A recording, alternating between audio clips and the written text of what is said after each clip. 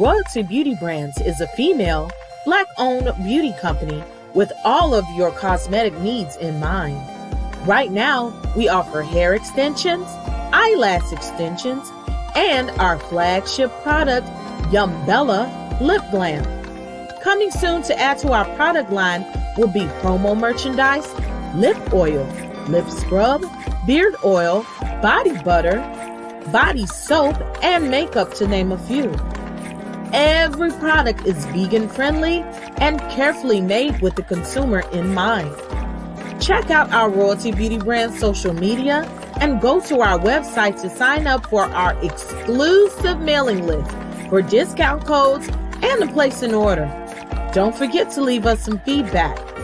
Royalty Beauty Brands. We see the beauty in you. We hustle, but the night we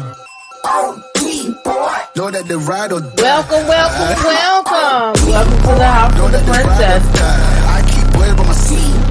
Know that the ride or die. I'm 50% righteous, 50% ratchet. We hustle, but the night worried about my seat. Know that the ride or die. My name came up a lot of sounds. More when Thank I y'all was not for joining around. us. Certain people that I know.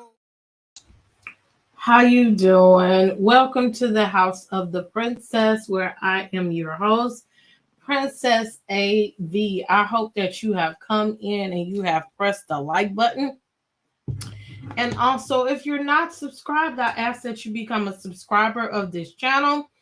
Help a Black woman business out and press the subscribe button. It's a free way to support the channel. And while we're at it, we're going to get all of the business out the way. Not only if you're not, you can be a subscriber, but you can join the membership right next to the subscribe button. And that will make you a card-carrying member of the Royal Citizens in the House of the Princess. Membership start as low as $1.99, okay? So with that being said, I'm going to tell y'all, look.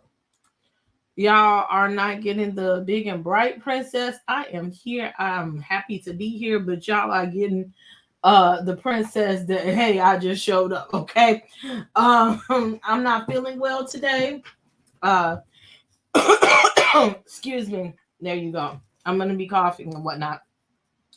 I wasn't going to get on camera, but I was encouraged to get on camera about this situation. So I might be coughing and things and carrying on. I was in urgent care most of the day, but I have been working on this story, right? So we have a lot to talk about. I'm going to try to talk about it as quickly as possible. I want to be careful about how I handle this situation because this is a conversation about my city. And this goes beyond my city. This is my hood, okay? My stomping grounds. Apparently I'm closer to this story and these people than what I realized. So I also want to be cognizant of that. I got to live here. Y'all don't.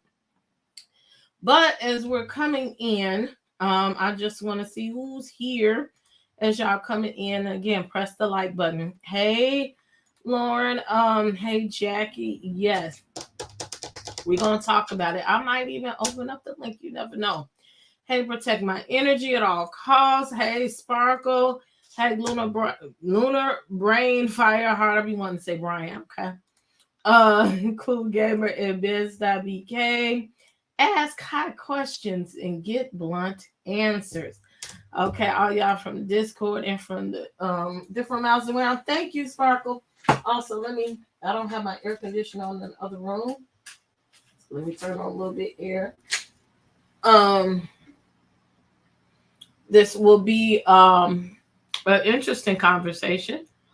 Back and forth. I'm going to show you if you don't know the story, we're going to go over it and go over some footage and just get y'all to know more about it. Hopefully, Instructor Mike, he just now agreed to come in to the live, but I know he's finishing up some things, but I wanted to get started anyway, because, I talk a lot and I get things going and I do my spiel. So by the time we get to talking and carrying on, maybe he'll be able to come in. Hey, Vintage 1970.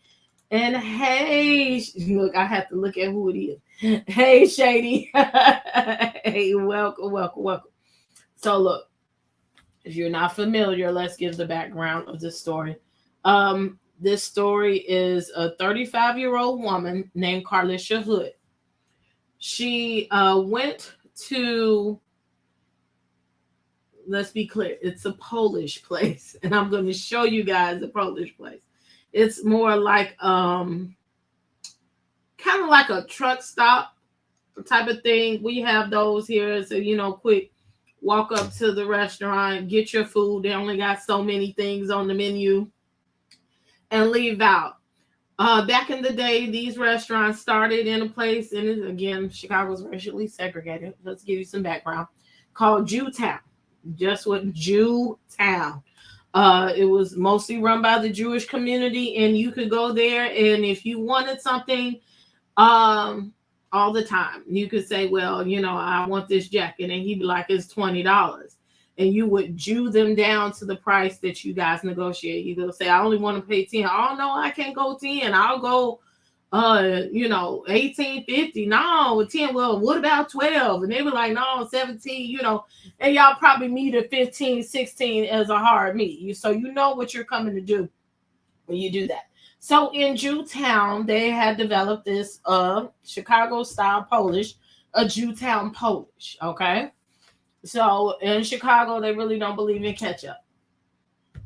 But at Jewtown, they'll give you some ketchup package, but they will not put ketchup on your Polish. So get a Jewtown Polish is filled with onions, a whole bunch of onions, and mustard and a hot pepper, and some fries. So they do this real quick. Okay, it's usually now Mexicans that work in those places. They still have Jewtown Polishes at what used to be called Jewtown. Now it's a college now. Excuse me. Put up Wintrust Arena and stuff all up there now. But it was a shopping area. So they used to be open from like 6 in the morning to like 2, 3 in the morning. Like they would only be closed for a short time. Some of them, they were open for 24 hours. But now with times the way they are, they're not open up for 24 hours. So this is the version that we have way on the far south side. Almost got into fight. On 71st. Never get what I got to Maxwell unless I'm strapped. It's not that serious though. And yes, it has become that type of restaurant. Just a few years ago, there was another viral video that came out where they were fighting down to this exact Maxwell Street. That's what is the Maxwell stands for, Maxwell Street or Jewtown Polish. Okay, so because it's so quick to get to, people from the club pull up. It's a place you go to when ain't nothing else to eat for sure. 2 o'clock in the morning, 1 o'clock in the morning, go get you something. Boom, there it is. Okay. Okay, PMS. Look, my stuff acting up. Okay, there we go. All right, Best IBK, thank you.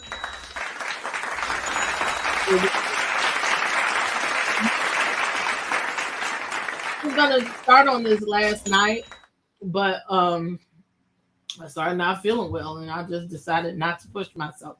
Plus, some things are coming out. I was texting family members of Miss Carlishia, so that's another thing I'm doing. So we're working. Hopefully, I can still get exclusive with the family, but I want to be cognizant of everything that they're going through and give them time to gather themselves together. They have let me know they are being bombarded by so many different platforms that they're trying to get things together. Is it go? Yeah, drunk people be mad because that's all they can get to eat. Yes, it's a very, very, very late night spot. Hey, Jenny. Oh, thank you. Look, I don't feel good, but y'all telling me I look good. So, okay. Look, I don't look like what I've been through. It's like Waffle House, yes, with no seats, okay? So let's start off there.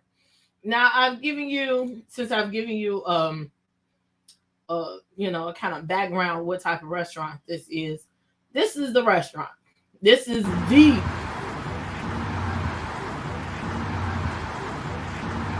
okay. So let me look this. We'll keep playing. This is the front of Maxwell's. Okay. Now, what you're seeing on the right side, yes, it's tiny. On the right side of the screen, that is where Miss Hood got attacked. And that's where the door you see everybody walking out. So it's only natural that her son was standing on the left-hand side of the screen at the door looking, okay? There wasn't that much room for them to be moving around and grooving around and doing all of that stuff, okay? So I actually did a walkthrough of it, and so I'll let that play. Ignore what I'm saying, though. Okay, I wish I could play. I didn't think taking. Okay, so this is a Polish place. I'm inside the parking lot. And that's where you park late at night and make sure you don't get robbed. So y'all understand what it really looks like. So the lady most likely parked on the other side. This is the entrance. Most people go through that door. That's where she was assaulted. And this is where the little boy was standing on this side. So that was the parking lot over there. So you had to come around here and walk over here. And then that's where everything happened. Right here. So I'm gonna play it again in a little bit. Hey Roxy. But that I did that for you to guys that are not from here, never been there, to get an idea of the amount of seconds that everything happened. Everybody is giving all of this information, and I wanted to hold on to it before I followed the crowd because there is so much misinformation being given out. And I do want to hear what Miss Hood has to say and her family has to say directly. Now, I will say, her and everybody else, that lady didn't have time to text her son, and he looked at the phone, then went in her purse, got her gun out the purse, got out the car, went in the restaurant. Now, I've made a mistake of showing children on my page before, and they have said don't show no children on the page. So right now, I'm not going to show the video. I will post it on PR 613. That's the Palace Report 613. So I'll probably put that video up and the new stuff up late tonight after we get done with this live. Matter of fact, we're going to go through what the preliminary was and what happened today. So y'all gonna have to take my word at what happened today. I mean, what happened in the beginning. Hold on, I forgot to bring this up. With the video with him slapping her or whatever. So this happened on Thursday, right? And I'm looking at the news.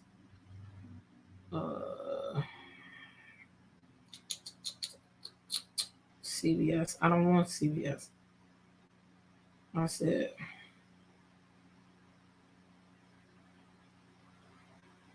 let me see if I can have y'all watch this.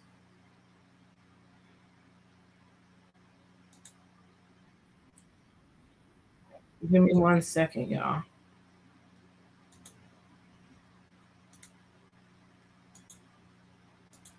And we're going to talk about this demon too. Okay? Oh, yeah, that's what I want. No, it's not.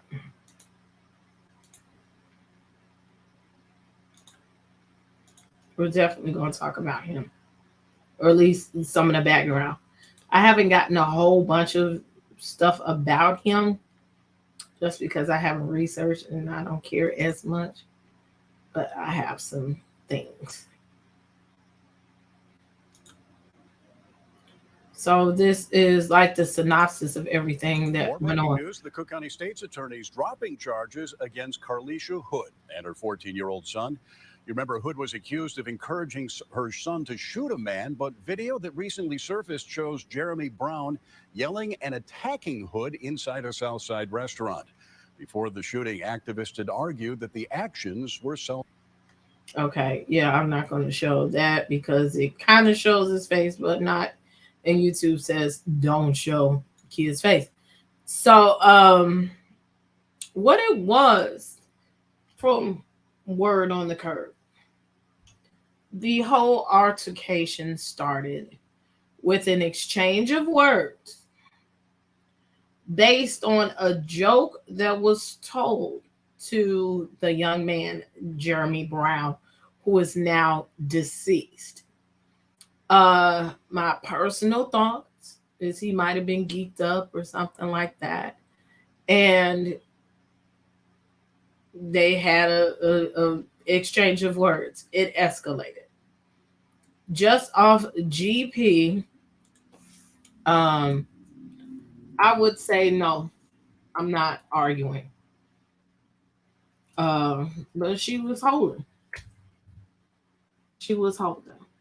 I can't say what I would do entirely in that situation in the heat of the moment. I know that I have a mouth on me. I kid you not. I was in the store yesterday. And some man, I was in the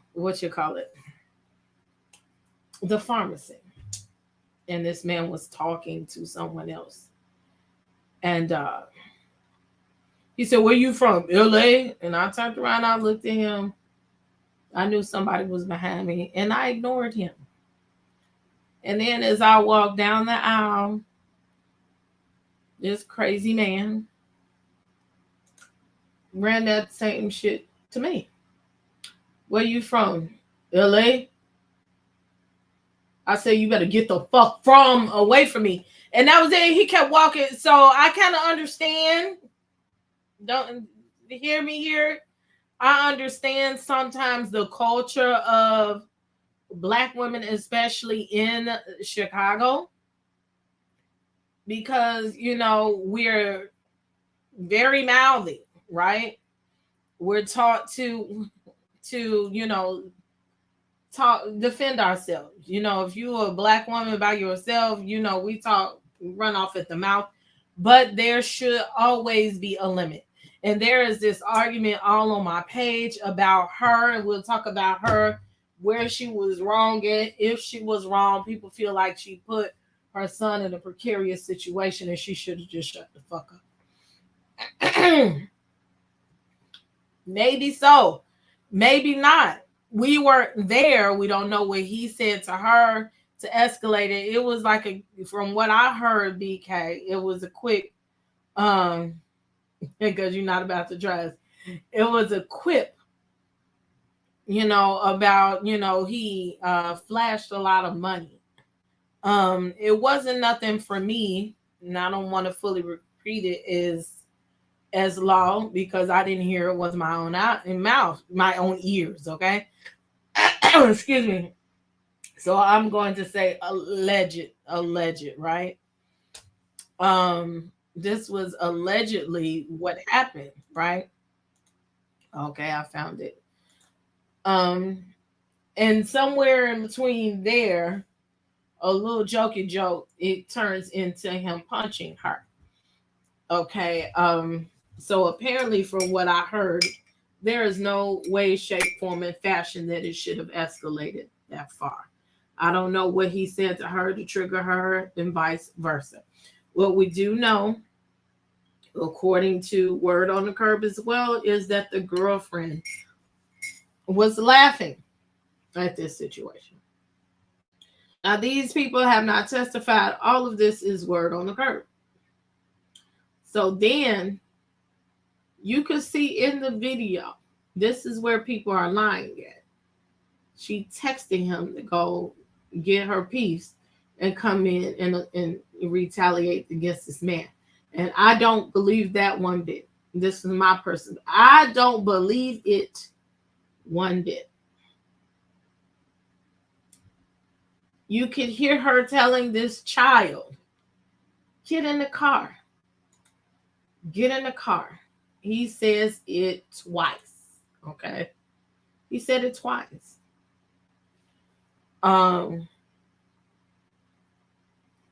He probably already had her piece. In the surveillance video, you see him fumbling around in his pocket. He heard that commotion already, and he used his instincts to go get that piece. And he came around, he was ready. This part. How could she be texting and getting punched in the face? This happened far too quick. Y'all can see that this place is small. And I'm going to tell you, you arguing, you're not looking down at your phone. And most dudes, if you arguing with and they see you texting your phone, you get to texting something like you too quick, they're going to get aggressive with you. They're going to think, or they're going to be like, who the fuck is you texting?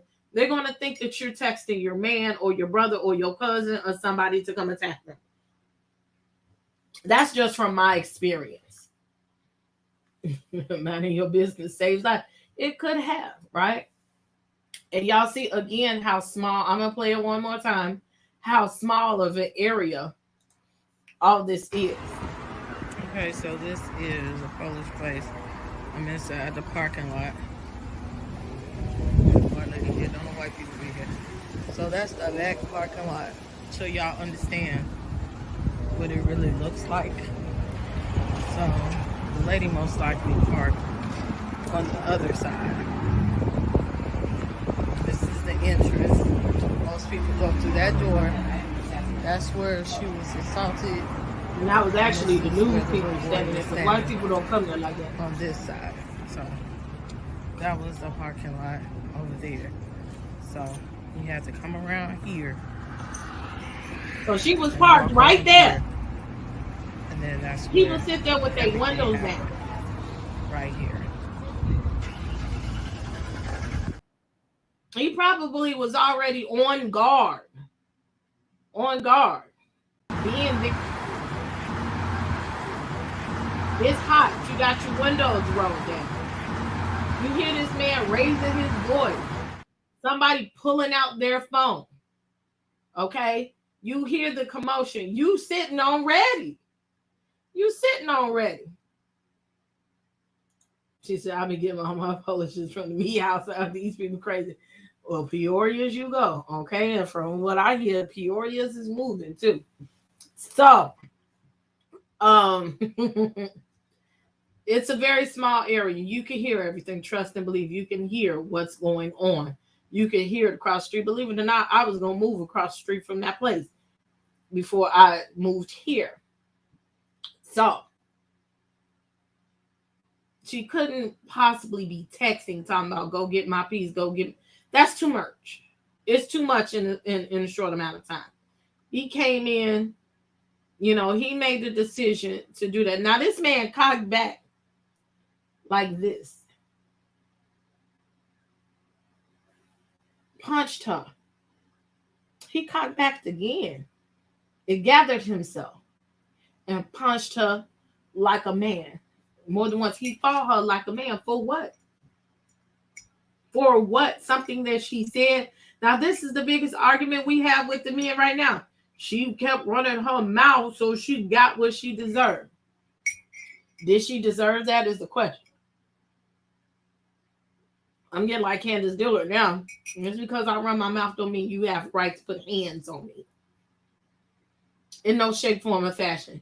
Just as much as she could have walked away from the conversation, he as well could have walked away from the conversation. Then on top of that, it was men over there. It's always men there. Now, one man stood up with no backbone and tried to diffuse the situation. Yes, I believe in minding your business. Yes. But I'm that person. Like, do we have to do this? Like, nobody diffused nobody. Okay, let's not argue. It's not that serious. It was not that serious. I hope that people take this account and realize that these things, these trivial things, are not worth your life. It's not worth losing your life. This man lost his life over some bullshit. This woman and this child almost lost their lives over some bullshit. It was nothing that serious that it should have ever escalated to that. You say something to somebody, you can walk away.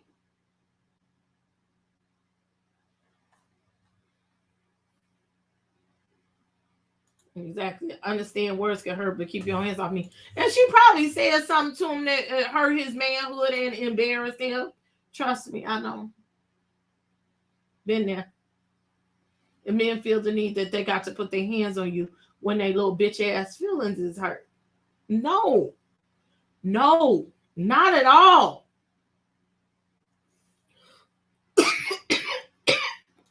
Excuse me.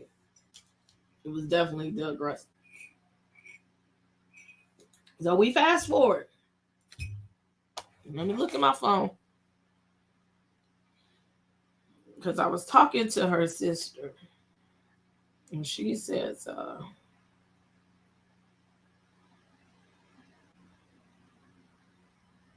what's her number? Oh, last person I text. So she texted me in that morning, Monday morning, to let me know that they were going to court. So I reached out Sunday and they actually answered me fairly quickly. I'm not showing y'all the picture because it has their family and it has the child. It has people underage on there, so I'm not sharing the picture on the internet. And then she let me know as the news came out that they were released. I was checking to see if something. The woman turned herself in. And they were arrested. And let's be clear, they were arrested, not fully charged. They were arrested. And Carlishia was held on $3 million bond. So that means they would have had to have $300,000 in order to bond her out. Her son had no bond because he hadn't went to court. And I'm going to tell you, there are people who have been serial killers in Chicago, people that they saw do that, people that have killed police officers. They don't get that kind of bond. I think that was ridiculous. They wanted to make sure that she didn't get out. Niggas, especially Chicagoans, didn't learn conflict resolution. Yeah, that's true. That's definitely true. It's getting worse. Nowadays, you got to keep your mouth closed. You don't know what people got behind closed doors and scenes. Praying for both families. Both their families lost a piece of their life. We let her family make sure the facts were set straight outside of streaming. But they still dealing with a lot. They're dealing with retaliation. We're going to talk about that. Just a lot. I'm happy that they post pictures of the son graduating. And the mother right by his side. Yeah, this boy is an actor. Was a charges dropped without prejudice? You know. We are going to look at a video, a press conference that came out in Chicago. I'm going to show that real quick. They answered some of these questions. I'm trying to see Instructor Mike, if he can still get in here. I know he was finishing up something.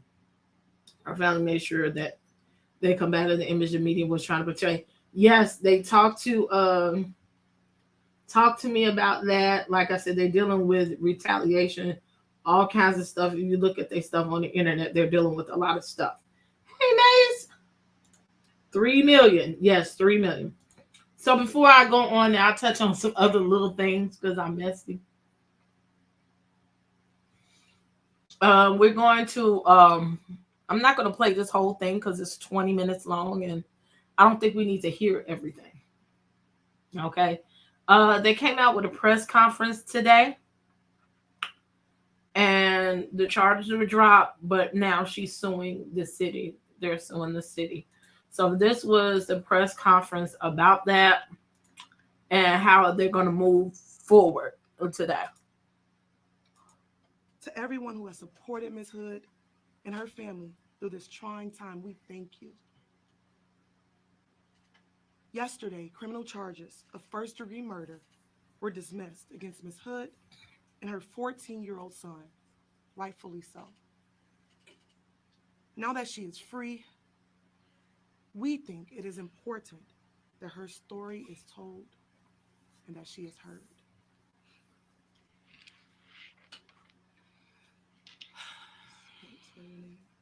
Hello, everyone. I'm Carlishia, Carlishia. Last name is Hood, Hood. Thank you for being here. Thank you for the support for me and my family. On June 18th of this year, my life changed. My son's life changed. I've experienced pain in many ways that I would never have thought, never. What happened to me was totally unnecessary. Never in a million years would I have imagined being brutally attacked, beaten, and then arrested. I am thankful that the Cook County State's Attorney dismissed the case. I am also thankful to have my son with me and by my side, and also his charges being dismissed. I thank my family for supporting me and the people all over the world. The people did not play. And I just thank God everything was revealed. And just everybody who has been praying and rooting for us, I just thank God for them. That did not go unnoticed. You are all not forgotten. And we are praying for all the families affected by this horrible tragedy. I am now in the process of healing and putting my family's life back together. During this trying time, we ask if, we could please have space to rest and recover from this life-altering situation. And that you all continue to keep us in your prayers. In the near future, I will be able to respond to outpouring of support. Again, I just need a little time to heal and to just get my life back with my baby. Thank you all from the bottom of my heart. Take your time. Take your time, baby. That's it.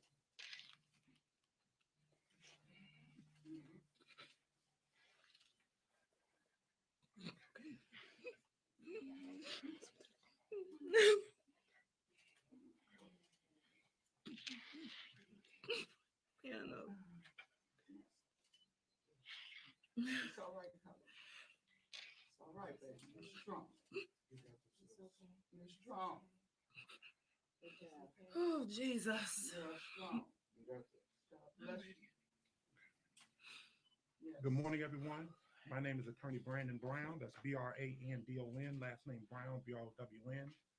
This morning, we filed a 4-count complaint on behalf of Carlishia Hood. This complaint is being filed against the city of Chicago and the defendant officers who were.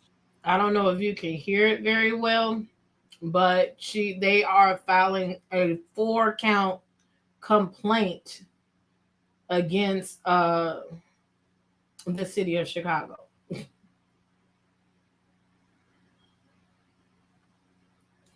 Yes. You know what? Protect my energy. And that's why I chose not to put, it would have been easy to put her mugshot up, because that was really the only thing that was up. I literally had to go to her Facebook page and find pictures of better pictures to find and put her up. I didn't want to put that ugly ass tore down picture of her after she done been through all that and go with that. I did change the picture for that reason. J2018, we're going to discuss that after this video.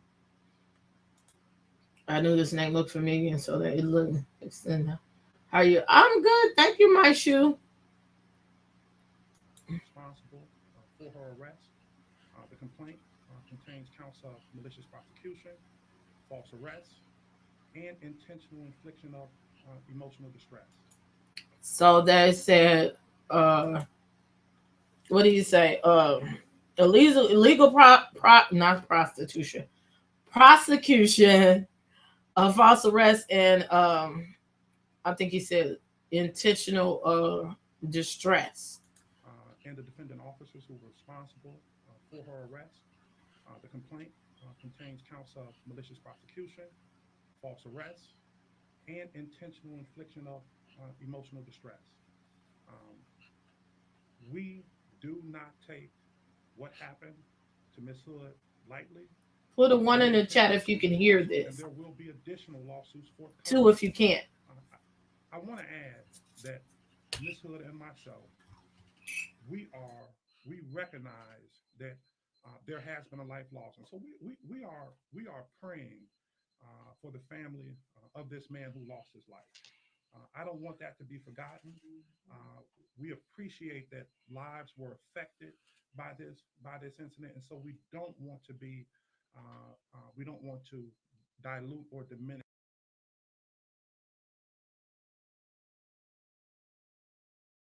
I'm talking and I'm muted. Yeah, it sounded like exceptionally low to me. I heard on my phone, so it was much louder then. But look, he's doing a lot of talking about they praying for other family, a lot of BS. So let's get past that. Herself again, and we will make her available, but not right now. And so we would ask each and every one of you out there to keep this family in your prayers, protect this family. That is correct. Well, suit was filed this morning in the Circuit Court of Cook County. So they filed it in Cook County. We could probably look it up. That is correct. Well, that'll be something that we'll address in the near future. But that'll be something that we'll address in the near future. I know you've been addressed in the lawsuit, though. You talked a little bit about the way this played out. So the police have put out some video of her to turn herself. So with that said, the police would actually see her get hurt or be at that point. So then there's this time in between that and this viral video where we're hearing from the state's attorney more evidence presented with the weekend. We assume that that's the viral video, but we also know that police had some kind of video in there. Okay, we're gonna go through some of this because it's so low. It is rooted in the law.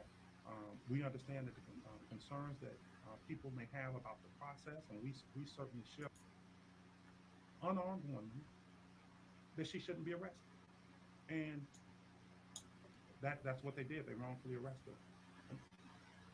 And I don't want to go into great detail. And you don't have to be a lawyer to appreciate and recognize, but when a woman is violently, well, they feel like they arrested her and she was unarmed at the time, and they wrongfully arrested her. So those are questions about that. Nope. Sorry. Why did So there's video of this, right? So we don't have to go into great detail. There's video that goes over the actual attack and how it transpired, right? So again, as Brandon said, if you put yourself in that situation and you see how fast everything happened, I think you can draw a reasonable inference to that question. So they did a lot of, ring around the rosy, trying to get them to answer questions. I will probably share this video, put the link to this video right here. I'm not going to waste a lot of time on this. We saw Miss Hood, give her testimony and, get emotional about it, right? They're basically saying, those 4 counts, that's what we're really here for. There are 4 counts of they're suing the city for X amount of millions of dollars for the wrongful arrest and inflicting stress upon her and wrongful accusations. There's people going back and forth about that. Should she be suing the city? Can I enable something? Look, you are so smart. Let me see. I probably could have. Right? Oh, it says unavailable. Closed captions unavailable. Hey, Drea. Well, good Lord wouldn't let her speak right now. Not that she has anything with it. I'm kind of like, I've never heard of these lawyers. I'm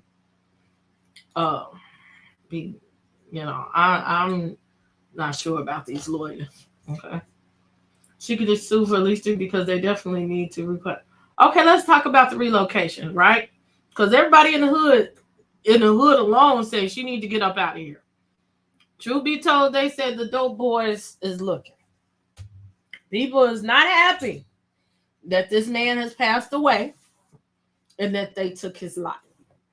And some people are ready to retaliate in his name. That's word on the curb. Okay, that's Chicago talk. Okay, feel that they all lied when she told them to bring in gun inside. She clearly told her son. That is true. That is definitely, and that's what I wanted to put out there. Some of these things. Hey, Shade, that was put out here. Hey, Saki, that's not what happened. She clearly told him get in the car, but he decided not to. He decided to avenge his mom. This little boy, again, he's an actor. He's been in The Chi. He played the son in Chirac. He's a working actor. He is a child that he's on a trajectory of having a good life. And apparently, she's trying to do right with him. But this is just one of those situations. So again, people are arguing, saying like she put him in a situation to fuck his life up. I don't think that happened. Nobody intentionally, well, let me take that back. I don't think she intentionally was trying to fuck up her son's life. Okay? Hold on. What was that? The neighborhood talk.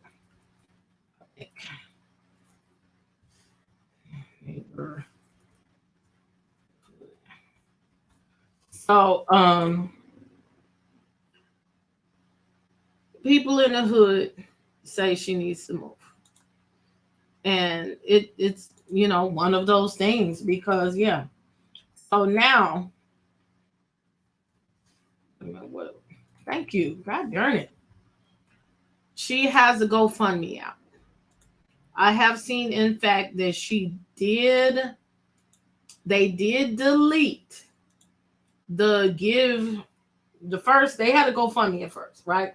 There's some other people made a GoFundMe in their name that they didn't know. So that was fraudulent. Then they went to another site, give, donate, some, send, go, whatever. As of this morning, I think I saw they have deleted that. If you gave to that donation site, you are getting a refund. They have given all the refunds back. It's going to take 3 to 5 days.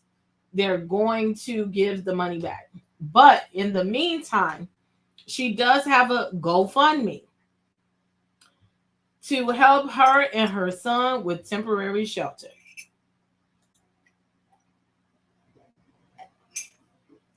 Her goal is $5,000. She is at $3,700 right now. So let me just copy this. If you would like to give to her GoFundMe, do as you please. I'm not endorsing nothing. I don't know nothing about nothing. They ain't told me to do nothing. This is what I've done for my own research.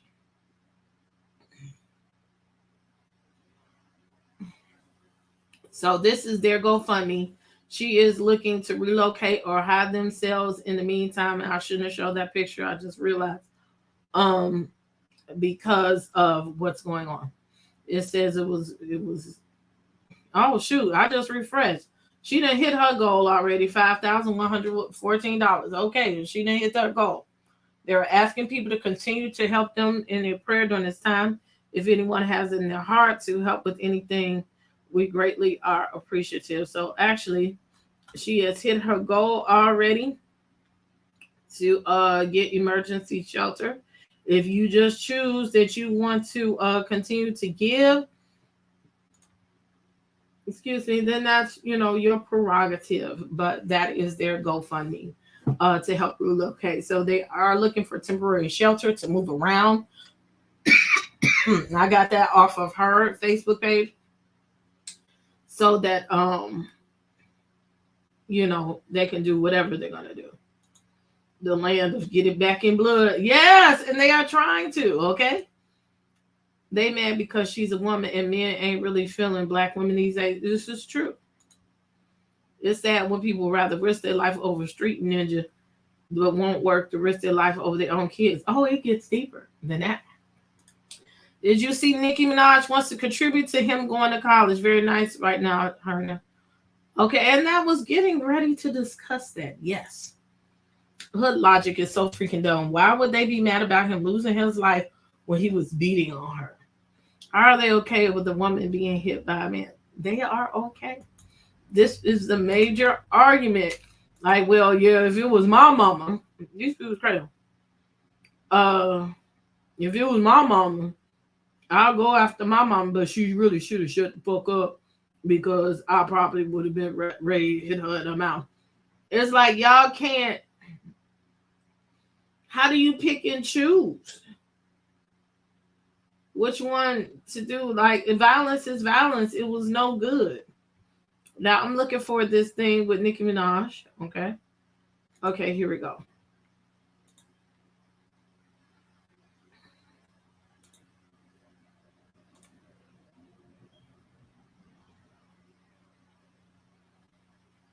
Is Chicago corrupt enough to disclose their location? Since you, yep. Yep.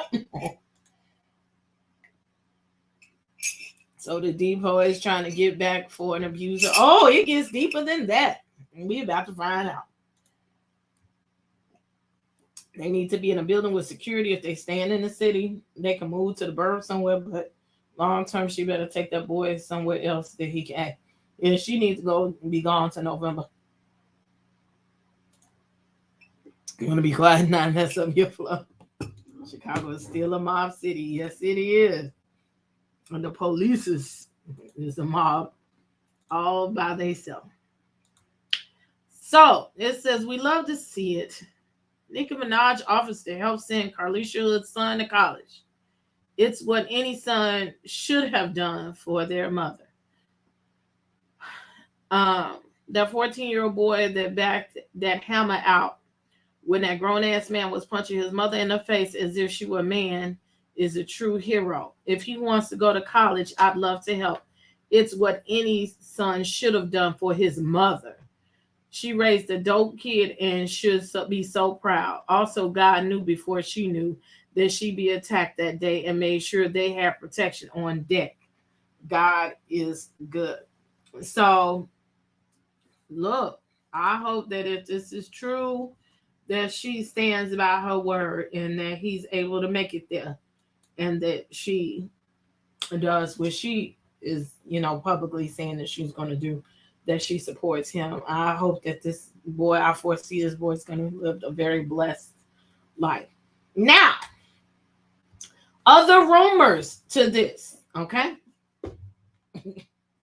Don Diva says, I'm trying to see what they taking up for him. Either he was the plug or the run in the block. He didn't look like that nigga to me, though. Not to me. Okay. There's a little bit of doxing that's finna go on, okay? So I had to run the block down to the Facebook. So while I was in urgent care, sis ain't had too much to do, but just to be scrolling and to looking and click, click, click, click, click, click, click, until I clicked, okay? If he's already acting, they'll definitely put him on. 50 will hire him for sure. Oh, yeah. Oh yeah. So I was a clicking child. So this is why I say I gotta be careful what I say. So I'm a 1 or 2 degrees of separation from the Hood family. Like I got people that know them in the industry and on the street, right? So then I haven't even bothered to really look up Jeremy Brown, but I was like, he got to be from that area because people don't come from across the town to go to that Maxwell Street. You got to be somewhere in the area. And so I'm a looking, and they said in the story that Carlishia told the little boy to shoot at the leave no witness to get the girl. That's Mr. Jeremy Brown's girlfriend, that she was laughing at the situation. Well, I don't know how true that is because I wasn't there. Okay. What they're implying, what I'm hearing, and what they have said on social media is basically this lady told her son not to leave no witnesses, and she encouraged this little boy to take this man's life. I hope not. I could see her telling to shoot him if you think he finna go to his car up his piece and y'all gonna be having a shootout. Yeah, I could see that. But just as far as him just going on the street and just bending the block, no. And making her son, a killer. I don't see that. I would hope not. But it sounds good, the salaciousness of it all. And it's amazing how this story has just really turned over the way it is. And so many people have said so many things. Right now, this baby needs counseling. He doesn't come across the kid, woke up ready to take a life. No, he didn't. Believe it or not, even on my Facebook page, I've seen somebody talking third person, grown-ass man talking third person as if he was the child. I make sure that I click on everything that I read to make sure before I put it out here, right? So, the young lady that was escorting Mr. Brown, they said she was laughing or encouraging him.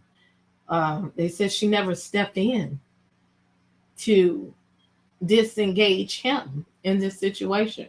If anybody, there should have been, if you're going to fight, let's be clear.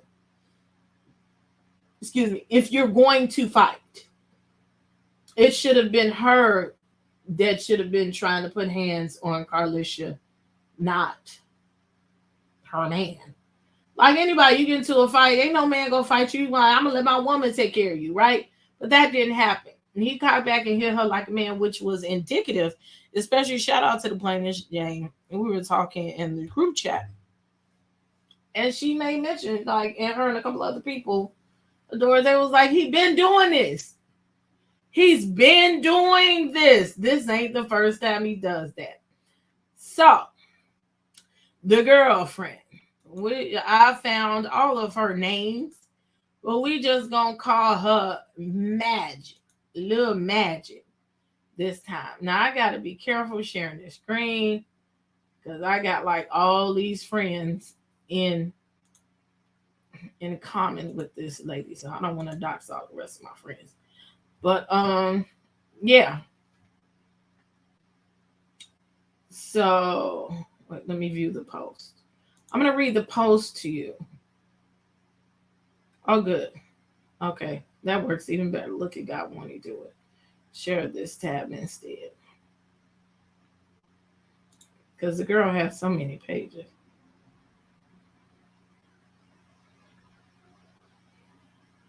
Let's give you some history about this girl and her relationship with Sonny Boy. I know you can't really see it, so I'm just going to read it to you. Unless you're watching on TV. Miss Carter, don't comment on my shit. Feel how you feel. I'm going to feel how I feel. 1 million people talking about Jeremy Brown death, but you not going so hard, but not you going so hard over him. And he used to use you going so hard over him, and he used to turn you every which way.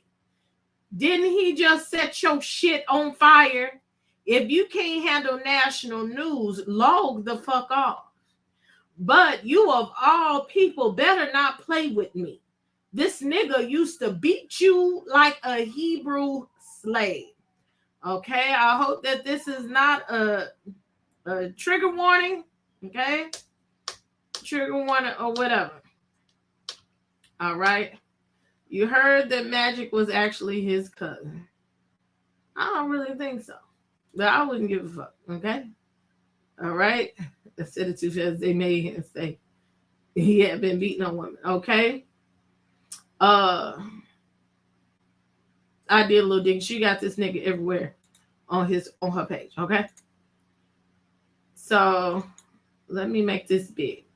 Okay, this is scenes of her house, allegedly, of he set her house on fire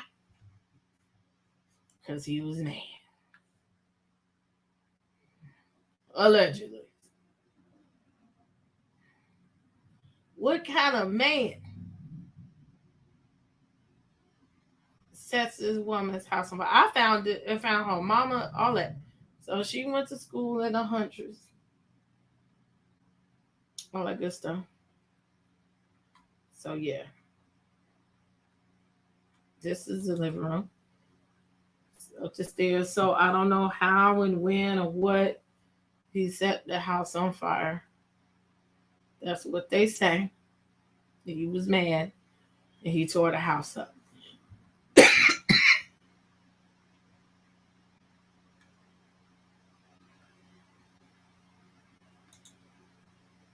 Okay, this is the text messages.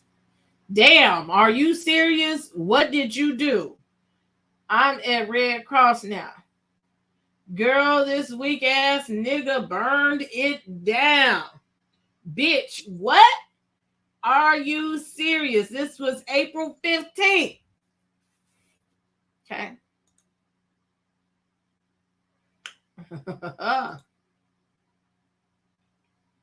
So when they say, you know, send that nigga to hell, you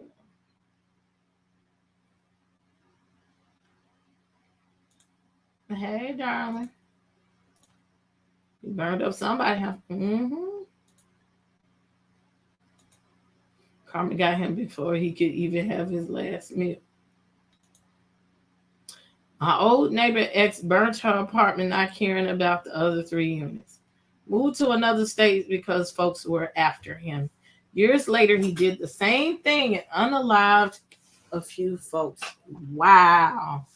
These people don't be thinking about what they're doing, okay? Now, this man is a father of a set of twin girls. Let's be clear. There are kids that are left behind. He has children too. So let me go mosey on. This was one thing, okay? I also have this text message. You know, I found a few things. She said, I know him. He actually put the girl who posted him in the hospital before. Damn near almost disfigured her face. Now, her regular page, she took down all the posts because people found them. She got multiple pages. Okay. I found one that ain't blocked all the way. And they were going in on her, right? And so she took all the pictures down except for a picture of a baby and him. Okay.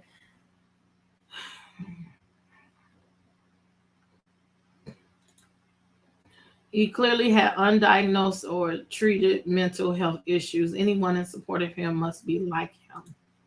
So she knew this guy. She was a side chick. No, that was her man. That was her man. Yeah, that's a habit. He didn't need to be free. That's for sure. Yeah. Misery loves company. She was just happy to see him beating somebody other than her.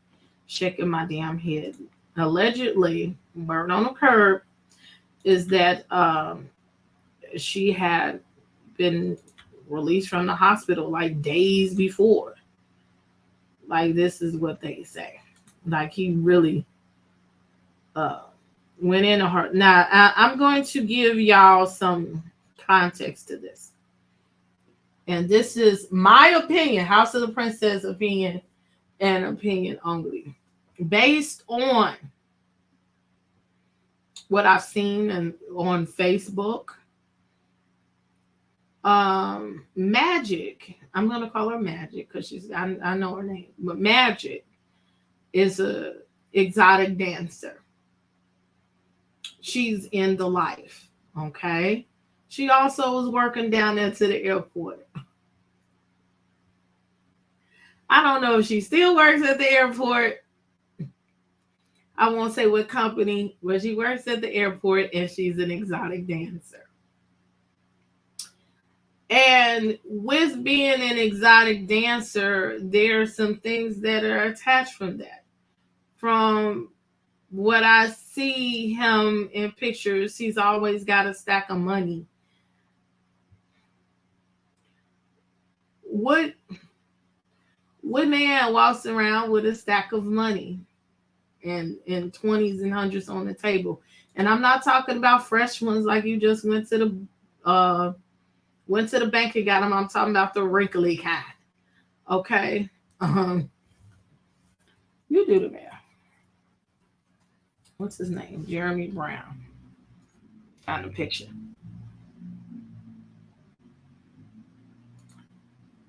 And they call him Moneybag, something like that. Cash Money J. I'm even 1 degree away from him.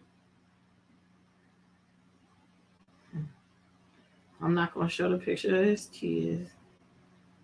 I'm trying to find him. Let me go back to kid.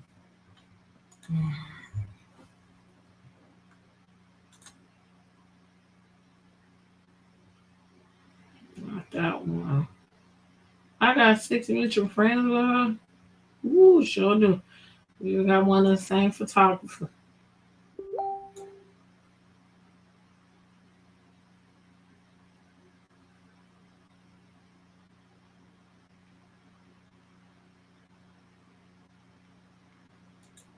She done changed her page since I came up here.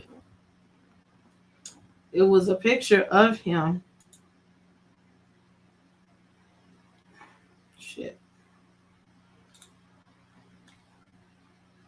And she done took that shit down, I think. Excuse me, y'all. Because there's so many damn pages. She took it down. She had a picture of him on her cover art and she took it down since I started this live.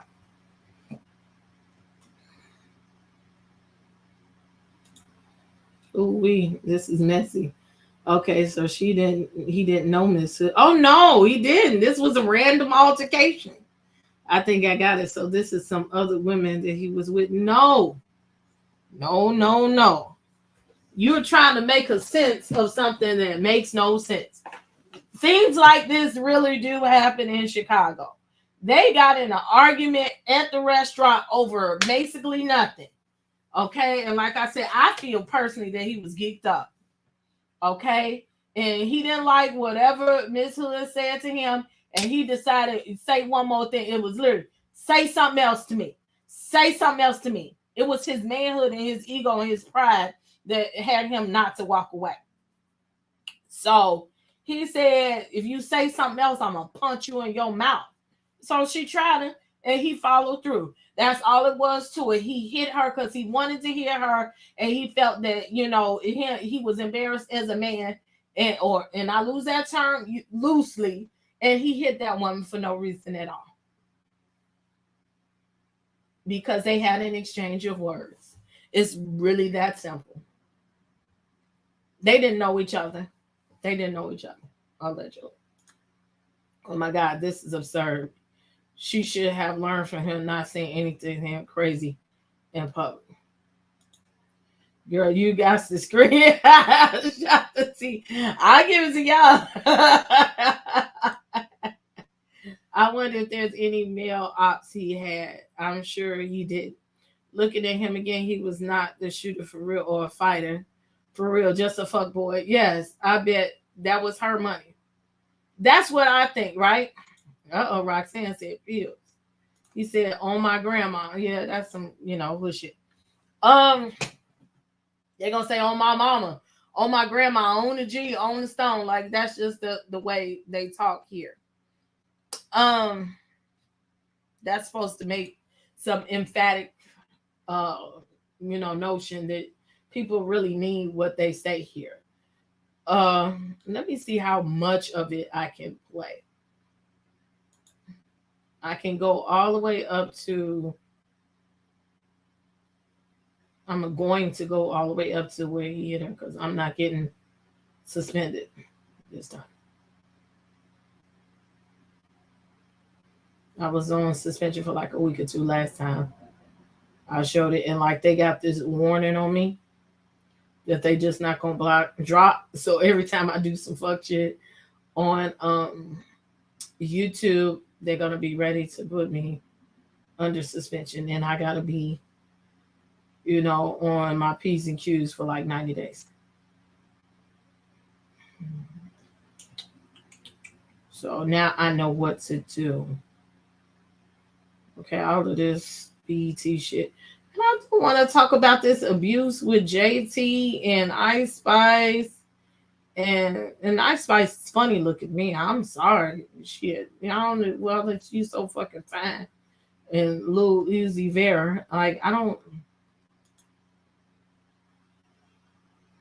She's. I know much prettier women. And Uzi Vera is nothing to be fighting over.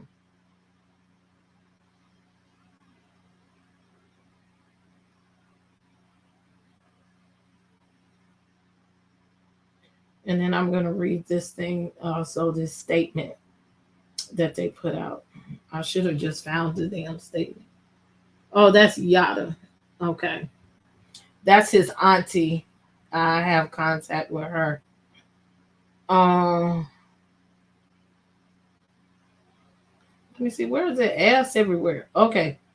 Here we go.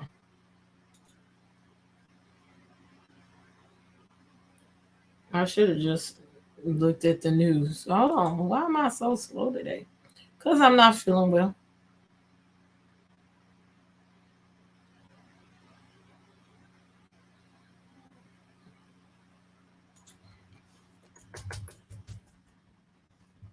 Talk amongst yourselves for about 2 seconds.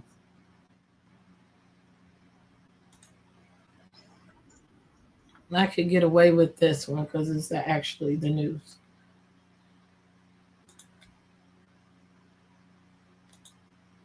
Just so y'all could see it, and stuff will be already blurred out.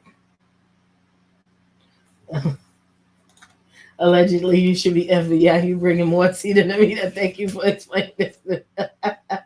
I would say he was really worked up, ego bruised. I had thought about going into law at one time. It's too much schooling for me. I done started schooling again now. Unfolds in court. A mother accused of ordering her son to commit murder in a West Pullman restaurant. The mother and son are now charged, both of them. Elizabeth Matthews joins us now with more on this developing story. Elizabeth?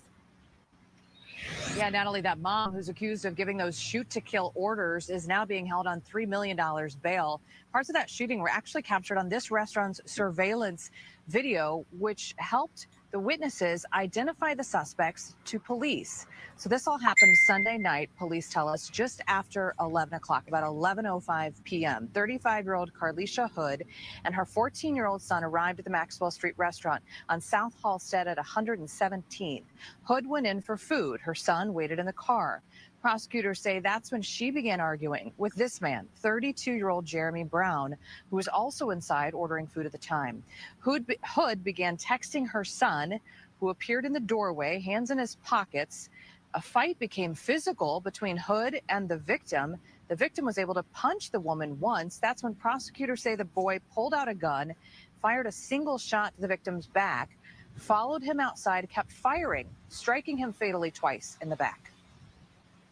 Once outside of the restaurant, while the code. And I'm going to say this. See, the news is capable of giving false information. They're going based on what somebody said. Now, how did they know? Let's just use common sense here. How would anybody know she even text her son something like that? Did she get on the phone while they arguing, talking about, yeah, I'm finna text my son, you get my piece, nigga?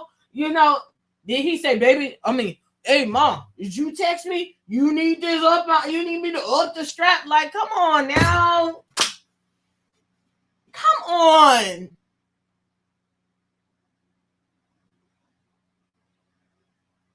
To a child at that. You know, that, and they don't think correctly. You got to respond to it. You got to find it, pull it out the purse. I ain't text nobody in the middle of an argument talking about bring me my strap. Then think I'm hollering. Because you can hear. But he was already there and you could hear her say, get in the car. That's conflict. Conflict. Defendant was still shooting at the victim. The defendant instructed her son, the co-defendant, to continue to shoot and kill the victim. Once the co-defendant finished shooting the victim, the defendant turned her focus towards witness one. She began pointing at witness one and instructing her son to shoot her. Prosecutors say the Hood even tried to get the gun from her son, but he pushed her away. No shots were fired at that witness, who is also the victim's girlfriend. Both mother and son facing murder charges. She's also charged with contributing to the delinquency of a minor. The teen boy also facing unlawful use and possession of a firearm. Both, we're told, did surrender themselves to police yesterday. We're also told that Hood, the woman charged in this, the mom charged in this, also had a FOID card herself and was licensed to conceal carry. Reporting live, Elizabeth Matthews, Fox 32, Chicago. Okay, FOID, F-O-I-D, federal, I don't know, a firearms card. I got one. Okay, I got one. I don't have CCL. We were looking to see if Instructor Mike was going to come here because he got CCL classes where he does conceal and carry. You can get a license to conceal and carry here in the city of Chicago. Okay.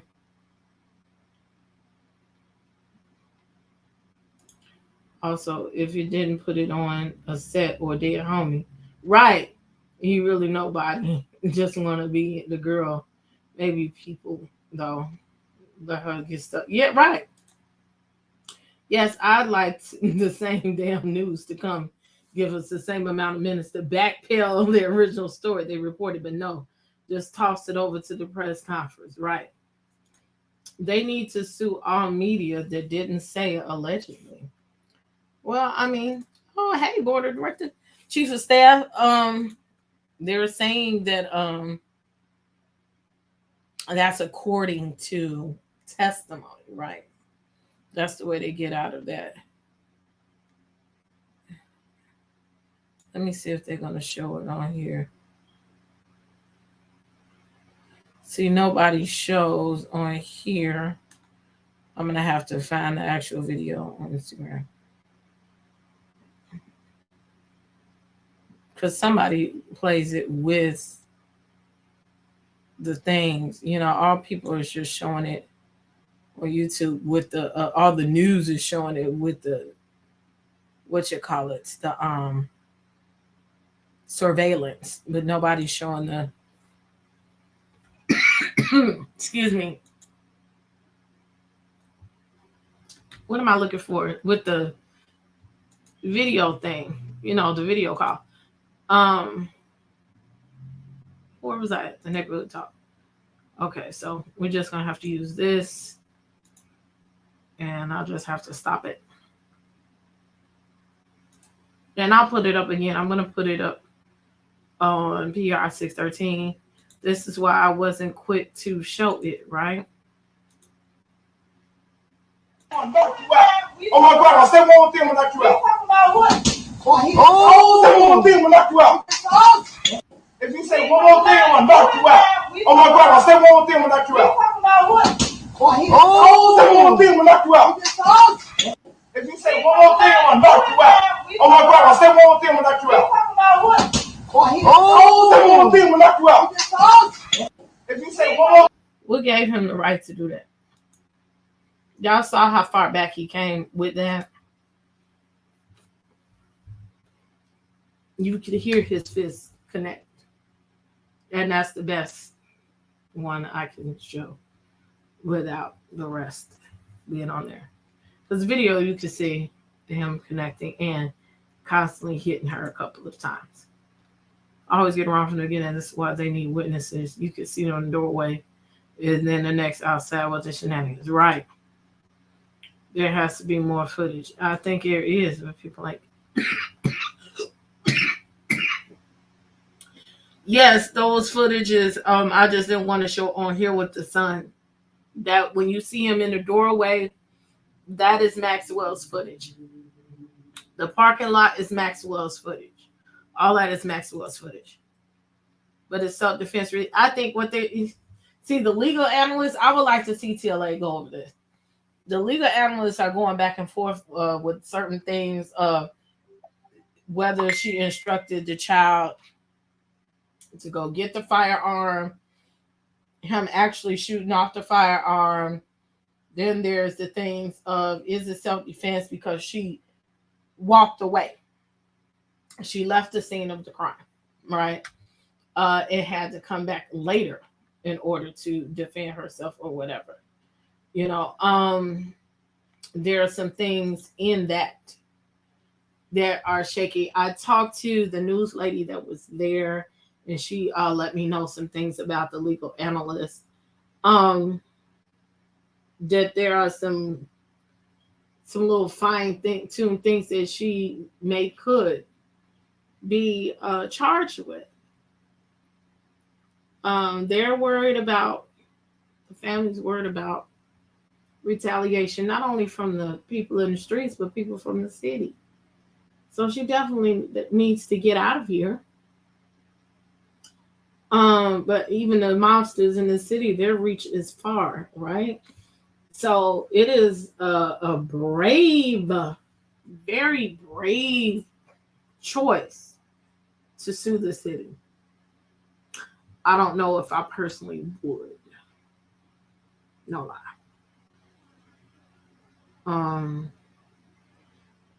Because that's a lot of stuff you got to go through.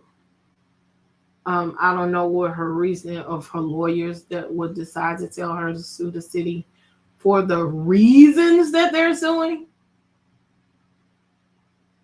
But if they feel they can do it and their ambulance chases, then go ahead. What are y'all over here talking about?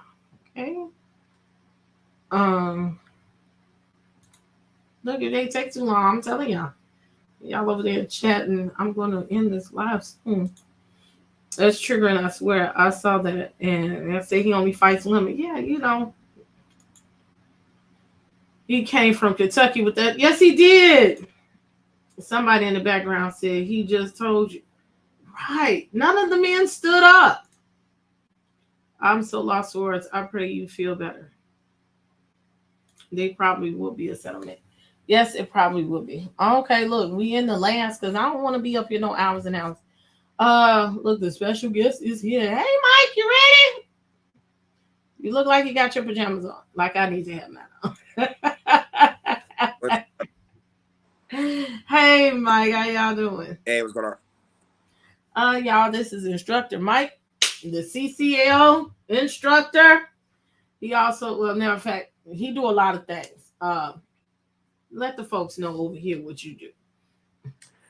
Guns, parenting, a variety of different things. Author, stuff like that. Yeah. So, really quick, what we done went through the whole story all the way up to I have dug deep. I don't know if you dug that deep. I've exposed some things about the girlfriend, Mr. Brown. She's an exotic dancer. And I think that he's a block boy, an adult boy, and possibly a pimp. And I just put that in perspective to say that he was most likely in the life. And she is too. Just in April, I showed where a video off of Facebook where they say he set her house on fire. Look at your face. Okay. Just to create context of what type of person they were probably dealing with. Like, I probably would be a good prosecuting defense lawyer, because I'm gonna make it look bad if you are that person. But just to make a dynamic of what type of person that he is or was, and coming to this situation. But I know I was telling them I've talked to different news people, and all the legal analysts say something different. And you told me earlier that you have a thought about them opening up this case and whatever. So you can go in and have wherever you want to start. Now, I just think that them trying to file a lawsuit is going to end up opening a can of worms for her because it's going to force the city of Chicago to reopen this investigation and dig even deeper to disprove the allegations asserted in the complaint. And so, that's what that is. They're not charging her now. They decided to drop it, but that doesn't mean they can't charge her through grand jury indictment. The evidence is there. It's just that we're in the middle of, the summer season where they're trying to gain money in tourism. And there was a bunch of people that was requesting the charges be dropped, but it's just that. I mean, I get what you're saying about, Mr. Brown and trying to portray him as a bad person, but none of those things were facts that she knew at the time. It's just, I mean, I just got my opinion. That's all it is. I'm all for opinions. I'm all for that. So, also,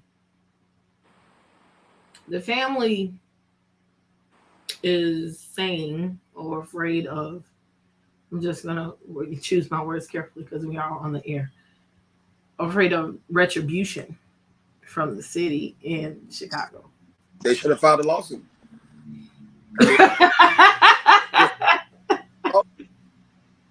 I mean, you damn near. I don't think they understand. I don't think they understand the scenario, the situation that they put themselves in. I honestly don't think that the lawsuit is of the family's doing. I think that was my next question. Do you think they did that on their own fruition? I don't think so. It's not. I think that attorney, that their lawyers have a lot to do with. I believe that there might have been a hint, but I think that their attorneys. This is definitely driven by their attorneys. In my opinion, because I just, you want to charge them with malicious prosecution, but the police don't prosecute. Police gather the evidence, or don't gather the evidence, but in theory, police respond to the call, detectives gather the evidence, they lock people into confessions, and they submit that information to the Cook County State's Attorney's Office, who then makes a decision out of the felony review section to then charge. How do you charge the city of Chicago with malicious prosecution when they, by definition and by duty, don't prosecute? Most lay people, most of us don't really understand that. Oh, the lawyers do. Of course. It's like when asked the question, Attorney Brown said, well, we want to thank Kim Fox for dropping the charges as they should, but then we want to go on ahead and go after Chicago police for what they've done. And I'm sitting here like, okay, so and then here's the thing too. Normally, when there is a violation of one's rights charge and under Title 42 United States Code Section 1983. A Section 1983 claim is a civil rights deprivation claim that is federal. Normally, these types of lawsuits are filed in the Northern District of Illinois, United States District Court. Okay. It's not filed at the Chancellery At the county. At the Circuit Court of Cook County. Mm-hmm. And so you only file that type of action in Cook County if you're not, one, suing the county itself, and then two, you want a jury of sympathizers that you could get from Cook County. People who believe that, if in fact true, that it's okay to then chase after someone and then shoot them as self-defense. You'll never find a federal jury that will agree that that is a thing to do. Never. Because you shot him in the back. Because you shot him. Well, I don't know where the bullets land. I have to look at the official medical examiner's report. You know, versus okay, so allegedly that's what the versus news, speculation. The news is alleging that he was shot in the arm and shot in the back. You know, from what I'm told, he was shot in the hip and in the leg, or in the hip and then the shoulder, and then he ran out, and then they chased. More so, he chased with her in tow. They end up in the alley and finish the job. That's not self-defense. That's not self-defense at all. And I think what happened is, just my belief, because I did a live on this talking about it. Jedediah Brown came on and was talking about how he got on the phone and made some phone calls. And I think that the advocacy community got together, and because they didn't want the lawyer, or they didn't want NASCAR and all the other dollars. Ooh, coming this week. You're right. Yeah, they didn't want. Totally forgot about that. And we got a whole riot in the city. Right. They don't want those tourism dollars messed up, because you think about it, we don't control our kids. So it's nothing for our kids to go downtown and act a fool, stuff up, and then mess up the tourism dollars. So since the decision was that of State's Attorney Fox, and coupled with the fact that Mr. Brown wasn't necessarily a desirable person in the community, so to speak, because he wasn't, though he was legally a victim of sorts, he wasn't like the perfectly pictured victim. He's nothing to, all right, we can let this one go, which happens in criminal cases. You know, it happens in criminal cases. So when you look at those factors, I'm not surprised that politics got in the way. And I definitely feel it got in the way. Yeah.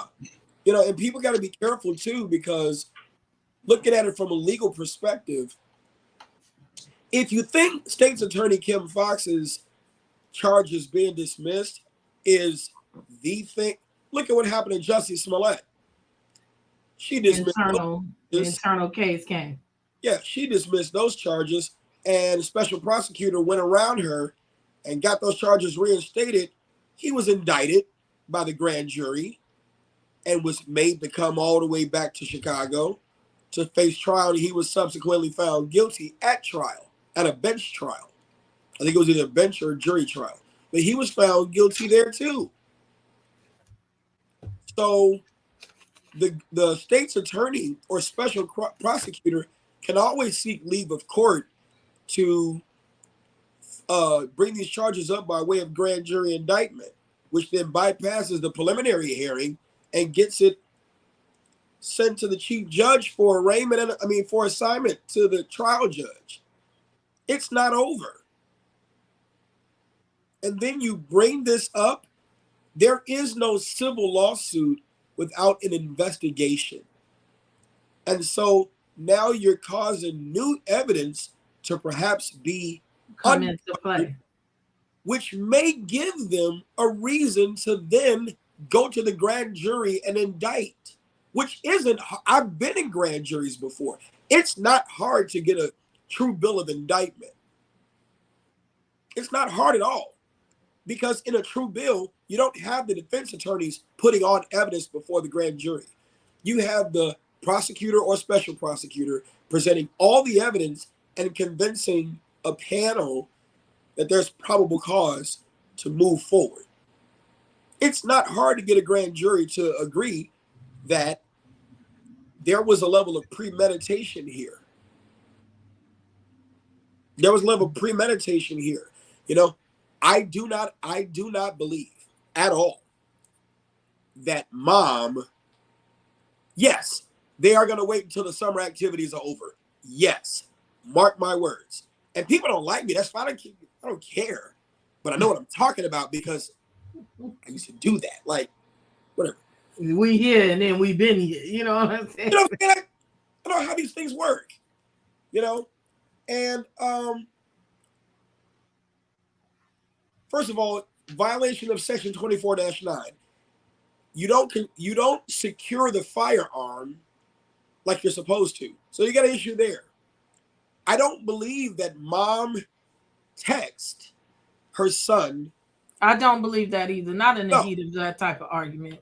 No, I don't believe that, because if you look at that Maxwell's and the way it was lit, I believe that son from the car saw. He could see it. He could see it. He could Hold see on, it. let me put it back up here again. Yeah. Unmute yourself. Unmute yourself. When I play the video, it automatically mutes. Oh.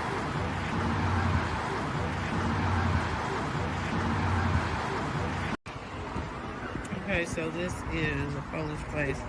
I'm inside the parking lot. Do it again. Don't know why people be here.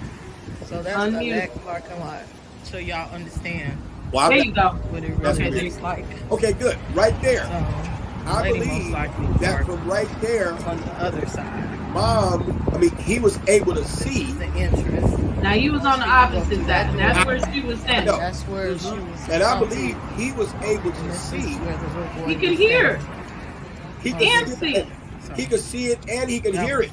And that's where they were. On that side, right there, on the south side of that parking lot. Walk over here. And from that south side, he walked into that south door. Not that door that man walked in with the red, but the other open door that's on the south side of it.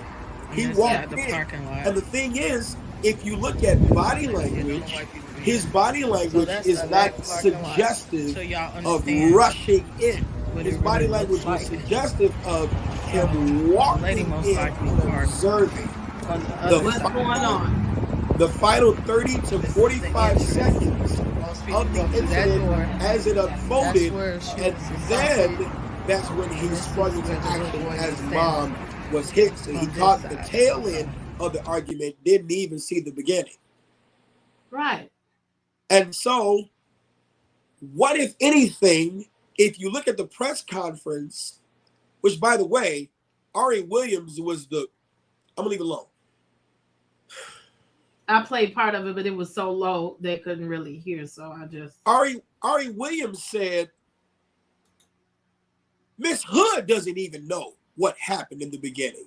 Come on now. That is the worst thing you could say when you're talking about, when you are so sure that your client was the innocent party. First of all, you need four things, right? You need the fear to be reasonable, that the fear was reasonable. You've got reason, right, and reasonable. Reason, we all got a reason to do things. Right, it's what the law says you can't. I was in fear of my life. He punched me in the face. Reasonable. That fear must be the same type of fear that mostly everybody would be able to assume, right? And so by consensus, yes, most you people. See how everybody ran out? Like I should have been look. You see how everybody ran out? Everybody was in fear of their life when it escalated so much. Well, but see, here's this. Fear, but is it fear of death or great bodily harm? And see, by all accounts, Mr. Brown was unarmed. I thought black folks was against shooting unarmed folk. You can't eat your cake and have it too. If this man is unarmed, and don't get me wrong, now we're talking about unarmed, and then we're talking about disparity of force. What does that mean? Short woman, tall man. He was much stronger than her. Person. Yeah. Both of them are the same height. She was bigger than he. So where's the disparity? Oh, let me guess. She's a woman and he's a man. So are we making this a sexist thing that by virtue of her femininity and her gender, is she assumed to be a weaker person? That's another argument.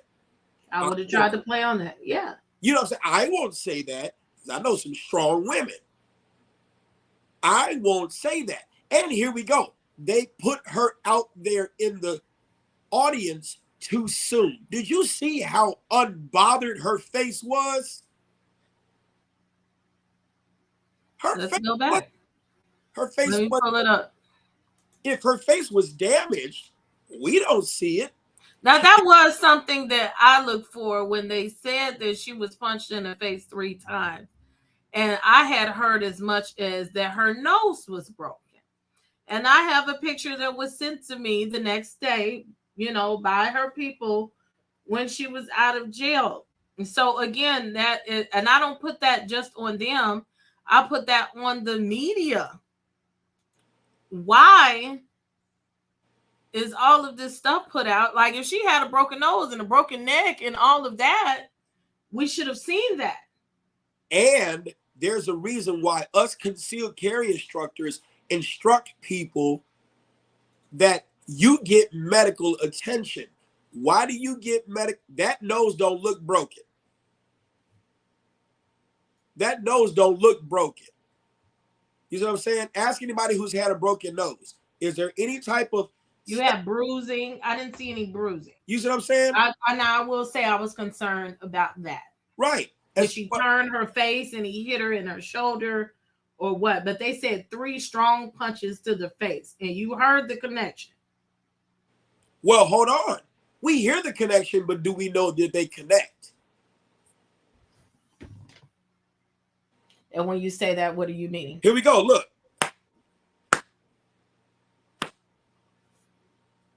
Did I hit you? Did I make contact? We don't know. I'm not saying she was not hit. What I'm saying is, for somebody who took some, you know what I'm saying? So let me say this. As a former police officer, if all she was hit, son didn't come in, shots weren't fired, he escaped, and we suddenly caught him later, or we got there just in time, broke it up, stopped it. And she said, I want this man arrested. Guess what he would be charged with? Battery. Assault, battery. Nope, it wouldn't be assault. Battery. Battery is Chapter 720, Illinois Compiled Statutes Act 5, Section 12-3. Touching of another person without their permission. In that he struck her about the face 4 times. That's it. Battery is a Class A misdemeanor. It's not even. He would have went home. He would have went home by that. Huh? He would have went home by that. He would have went home. He would have bonded out unless he's got certain kind of priors, documented priors that may have aggravated. And then it would be aggravated battery, Class 4, felony. But at a minimum, simple battery. Simple battery is not a justifiable reason to use deadly force. It's not. And so the problem is when people exacerbate in their mind. Don't get me wrong, the situation was messed up. He had no legal reason to do none of the stuff he did. But what would he be charged with? And I get Protect My Energy says the press conference is 10 days after the incident. Nose breaks don't heal that fast. Contusions or bruising don't. You would have still seen some evidence. That's why we tell people, get medical attention. You could have been injured and not even know it. During the time she had escaped the scene and then turned herself in, she could have got documented medical attention. Documented medical attention. That's all that I'm saying. That's all that I'm saying. You know, so here we go. Let's go back to the fine analysis. So that's a question that I could ask. Right. You got fear. Did she go to the doctor? Reasonable. Then you've got the innocent party. You must be the innocent party in this situation. Then there's no other force option that was necessary or that was available. And then you've got the escape was not an option. Okay, that I'm definitely going to ask you about her leaving the scene. She could have. Well, first of all, let's even talk about her leaving before she even got hit. The man said, these are facts that we cannot ignore. Did the man say, ma'am, get your food? Ma'am, get your food. Ma'am, if you don't stop talking to me, I'm going to knock you out. In Chicago, people very rarely give warnings before they attack. This man gave a warning before he committed his criminal act. He did, but he was also unhinged. Hold on. At that moment, in my opinion. At the butt on there. He gave warnings. And I've seen people, I've been punched. I've seen people punch. People really don't cock back and then punch. People will sit there and just bop, just like that. You'll see that punch come out of nowhere. You won't even see it. This man created distance to deliver that punch. That's some old fighting stuff. I was gonna say that just, to me, that just is indicative of, you know what I'm saying? He been fighting. Never allow yourself to get so mad to the point where you don't see stuff coming.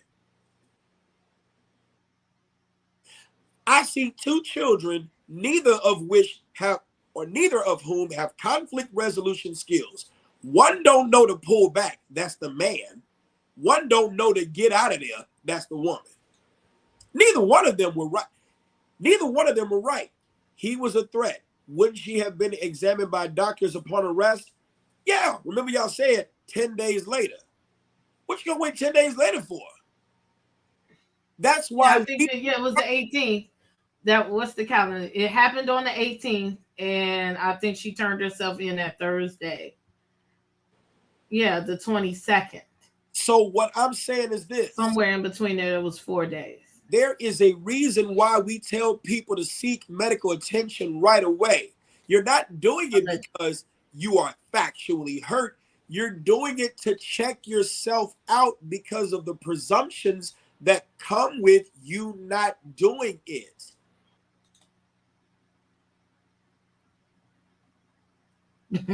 That's all that I'm saying.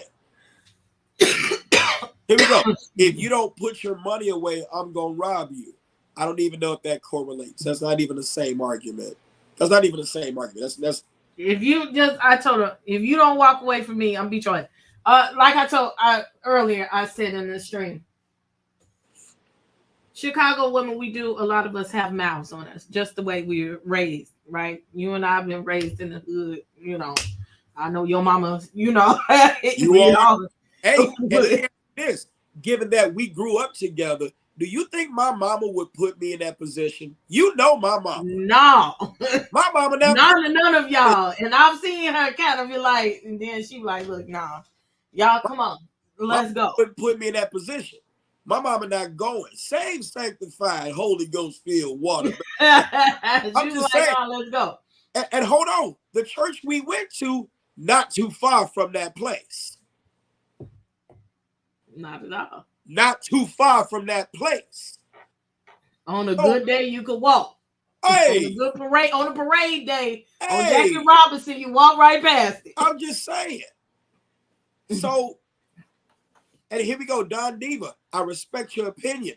He felt comfortable because he's already an arsonist, abuser, and a complete menace. So my thing is this: you can't eat your cake and have it too. If our community is headed by a lot of women, we're not going to get into that debate. Women, mothers, you don't get to play dumb as though you don't know how to read people. You're the teachers of our boys. Right. I would say this comment would be from a prosecutor's aspect. If those were your opening statements, this is the way you paint this person to say he was very capable of murdering this woman or going too far. Sure. Right. That's where that comes from. Sure. But like I told them earlier, I'm in the store yesterday. I was in Walgreens. Man crazy. I saw he was half crazy. He approached somebody else behind me. Talk about some, where you from? LA? You know, he's looking, I ignore him, right? And then the people ignore him.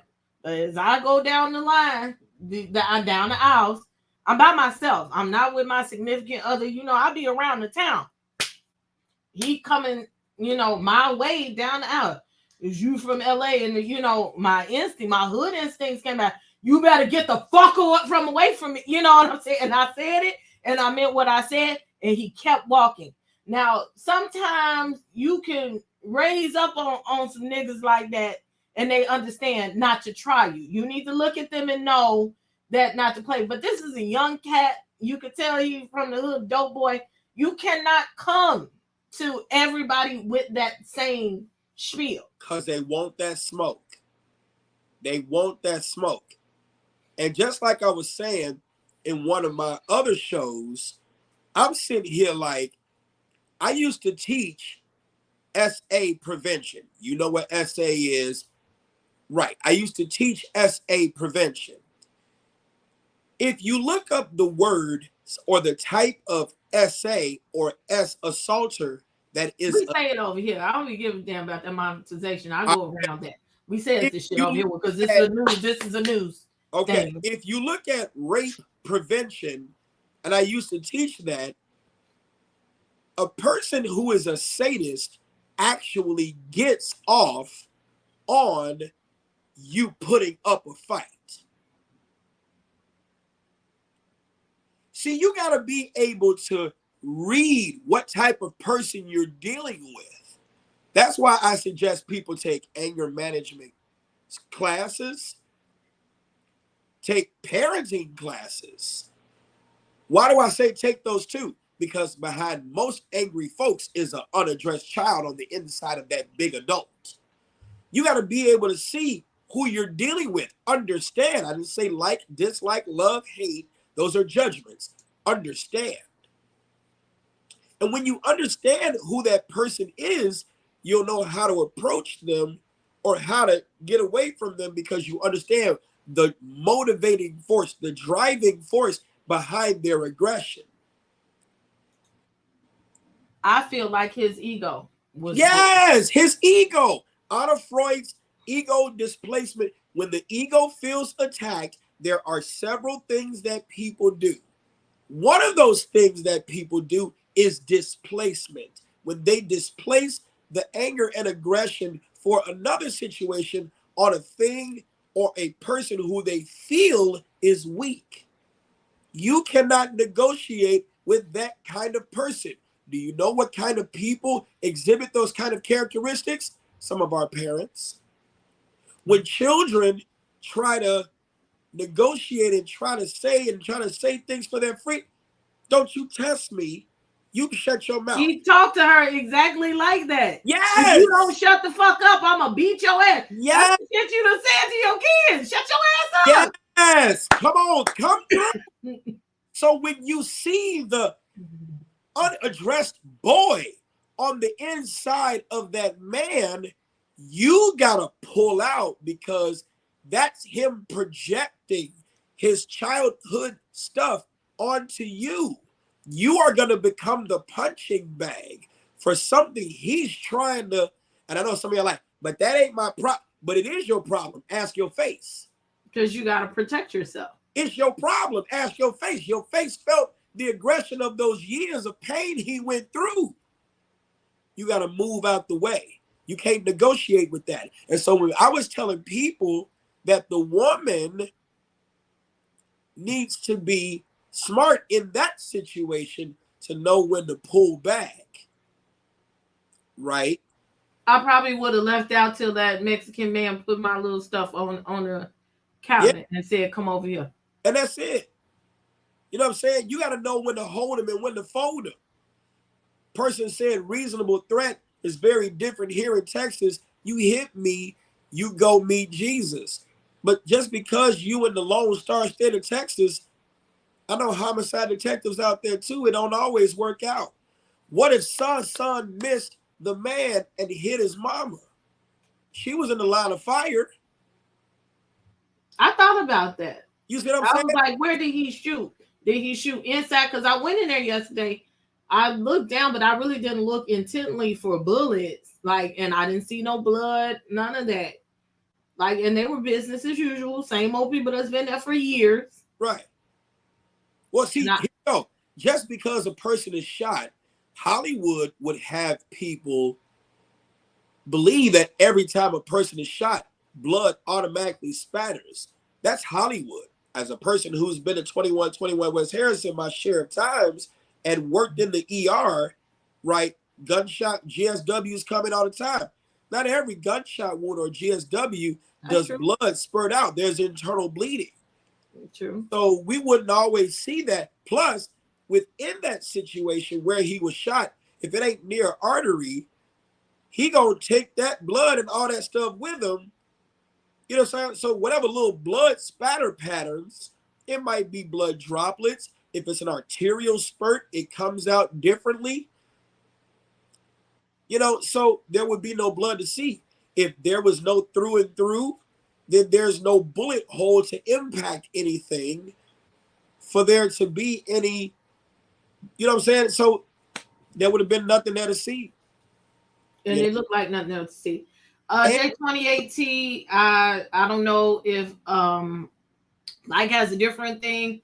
I had said word on the court earlier. It was just a humorous remark that said was allegedly said to him, and he didn't agree with it, and it just escalated. It was some stupid shit, basically. I had somebody who visited my office because I had my office hours today, and I was talking about the circumstance, and one of the older ladies who was in my business was like, well, my cousin was there, and she pulled out her phone and showed me the video and identified her cousin that was standing in line.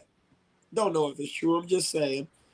Supposedly, he was drunk, flirtatious, and tried to offer to pay for her food. And she said words to the effect of, I don't need you to pay for my food. And it continued from there. And I talked to another person who knew her from work, who knew her from, I think, high school or something like that. And they were like, yeah, she a nice person, but she will pop off. She do got an attitude. We from the Hunters. You know what I'm saying? And yeah. I'm not saying, I've been accused of, there's times where I don't have good days. There's times where you know what I'm saying? And so my thing is, we all have our bad moments. Nobody is exempt from those things. But not every person can take rejection. They can't. And so if that's the case, well, again, that's still done. Both could be true. Both could be. So they're saying that Magic was there, the girlfriend. Okay. Legging on a leg and on. So he was he flexing for Magic? And I'm calling her Magic. We know her real name. Was he flexing for magic or just, or being his self, Yeah, or disrespecting? Could have been both. Could have been both. Right. And the thing is that somebody's got to be the rational one. Two broken locks can't secure each other. So somebody's got to be the rational one. And somebody asked me, well, if you was a 14-year-old kid in there, what would you do? I said, first of all, as a 14-year-old kid, I was still being abused by my mama. So I don't know if I would have had the courage to stop her from getting beat, because I might have seen it as karma. But as a 42-year-old man, what would I have done? I said, I would have grabbed the woman and had her come out first. I would not have tried to negotiate with that man. Why? Because one, I don't want to shoot him, because shooting him for me, combat vet, easy to do. That's work. That's less work. That's lightweight. But doing that come with problems. I'm not ready to uproot my life. Get out. Now you got the streets is after you. You know what I'm saying? I ain't got time for that. I don't have time for that. As a former homicide detective, I know what comes with that. Seen it too many times. It ain't nothing to press a trigger. That's lightweight. That's work. That's easy. I don't lose sleep over stuff like that. It's now I gotta watch my back, because they boys don't recognize the rationale behind why I did what I did. You took my boy life, so now I'm finna take your boy life. Now I can't teach classes. Now I gotta uproot. And it's the aftermath. I don't have time for that. I don't. A person who is capable of extreme violence legally knows how to avoid conflict, because what we know is the aftermath that we don't want to go through. If what you heard is true, I personally don't like people joking with me. I don't know. So in that respect, I can see why the escalation. Okay, I get it. Didn't have to escalate to that. It didn't have to at all. It didn't have to at all. You can ignore the person. And see, the thing is this: when we shame a person for being who they are, instead of just understanding why they said what they said or why they did what they did, we actually encourage them to lie to us so that they can get what they want and leave us in the wake. Women sometimes wonder why they get lied to by men. That's because when a fuck boy come to you and tell you that's all he want to do is fuck, don't shame him for that. Understand that and just say, I'm not looking for that, but I thank you for letting me know in advance what you were looking for. It's all good. I'm not gonna shame you for that. That's what it's. It's not what you say, it's how you say it. You know what I'm saying? And you teach him, yes, it's not what you say, it's how you say it, because real freaks throw hints that lead to that's all we want to do, but we came to each other with respect and threw them hints out to find out if it was a mutual understanding. But you got to be taught those things. So what would Mike, because I sent this to the significant other, and he, military, he said, all I can do is laugh at this nigga because he got what he came for. He got that smoke. But he said, but what bothers me is all them niggas was in there and did nobody step in. So what would Mike do if he was in that vicinity and saw this escalation? Mike would have grabbed the lady and told her, come on. Because she appeared to be the rational one. I wasn't going to grab that man. Because he was already unhinged, as y'all say. So what I look like, put myself in a situation to grab him, knowing I'm probably going to have to shoot him. I'm going to grab the one who's the closest, here we go. I'm going to give you a perfect analogy. I think he would agree too. If a car told me to shut up quite a few times. Right. If a car is about to hit a child, am I going to stop the car or am I going to try to grab the child? Move the child out the way. If I got a chance to save a person from a moving train, am I going to try to stop the train or grab the person? Grab the person. I'm not going to go for the greater force. I'm going to go for the easiest thing I could grab that doesn't harm me as well. She would have been the easiest person to grab. And I might have had to take that punch, but that's what comes with that. I'm going to give you prime example. I'm visualizing that as you say, either you would have been in between them and he would have punched her, or he would like, yeah, get her, bro. Get her motherfucking ass. And she, there could have been an argument in between. in Suka. You know what I'm saying? I could see that. I could definitely see it. Let's look, and you know where I learned that from? Executive protection. Executive protection. If you look at the United States Secret Service, the Presidential Protection Division, when they go to protect the president, there's 3 bubbles. There's the inner bubble called the shift. Those are the ones you see on TV close with the president. Then there's the secondary bubble, which are like the police officers and other Secret Service agents and snipers and stuff like that to watch that. Then you got the outer bubble, which is the greater bubble that watches the area. Then you've got next to the president, you've got the CAT, which is the counter assault team. If there's shots fired, the goal of the shift or the inner bubble is not to fight that fight. It's to exfil or to get the president Get him out the way. Danger. While the counter assault Direct the people. comes in and gets the people who's trying to assault the president. My job is to exfil. My job is not to get in that fight, because the Secret Service, whose job is it to protect the president, their job is to take that bullet, and if they have to shoot, shoot. Use the threat of force and get them out of there. Not to assault. We're not, the counter assault team isn't even dressed like the Secret Service. The counter assault team, they've got armored plates. They've got ARs, cars, and they got different things to assault, extra mags, different types of ammo. They've got that to assault. The guys who's protecting the president, they wear suits, bulletproof vests. Maybe 1 or 2 got rifles underneath, but the rest of them just got pistols, smarts, and move. Make themselves big to take that bullet. That's how I think. You see what I'm saying? Now, if I'm there and I'm looking at the rest of those guys, I understand why those guys didn't get involved. Let me tell you why. Mind your business. Because you could get involved and end up getting shot in the process. Don't nobody know if Buddy had a gun or not. And here we go. Most people in Chicago don't use these anymore. They go to guns right away.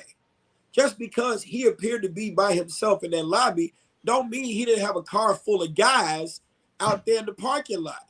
So you think you by yourself, son, come in with the gun, pop. The other guys, they get out that car, they run up, mama and the son thinking it's just Buddy in the doggone lobby. Next thing you know, you killed my boy. And they got switches. They got switches. Now, mom and son lying there dead. Now what? All because you didn't project and think about the possibilities of the unknown knowns.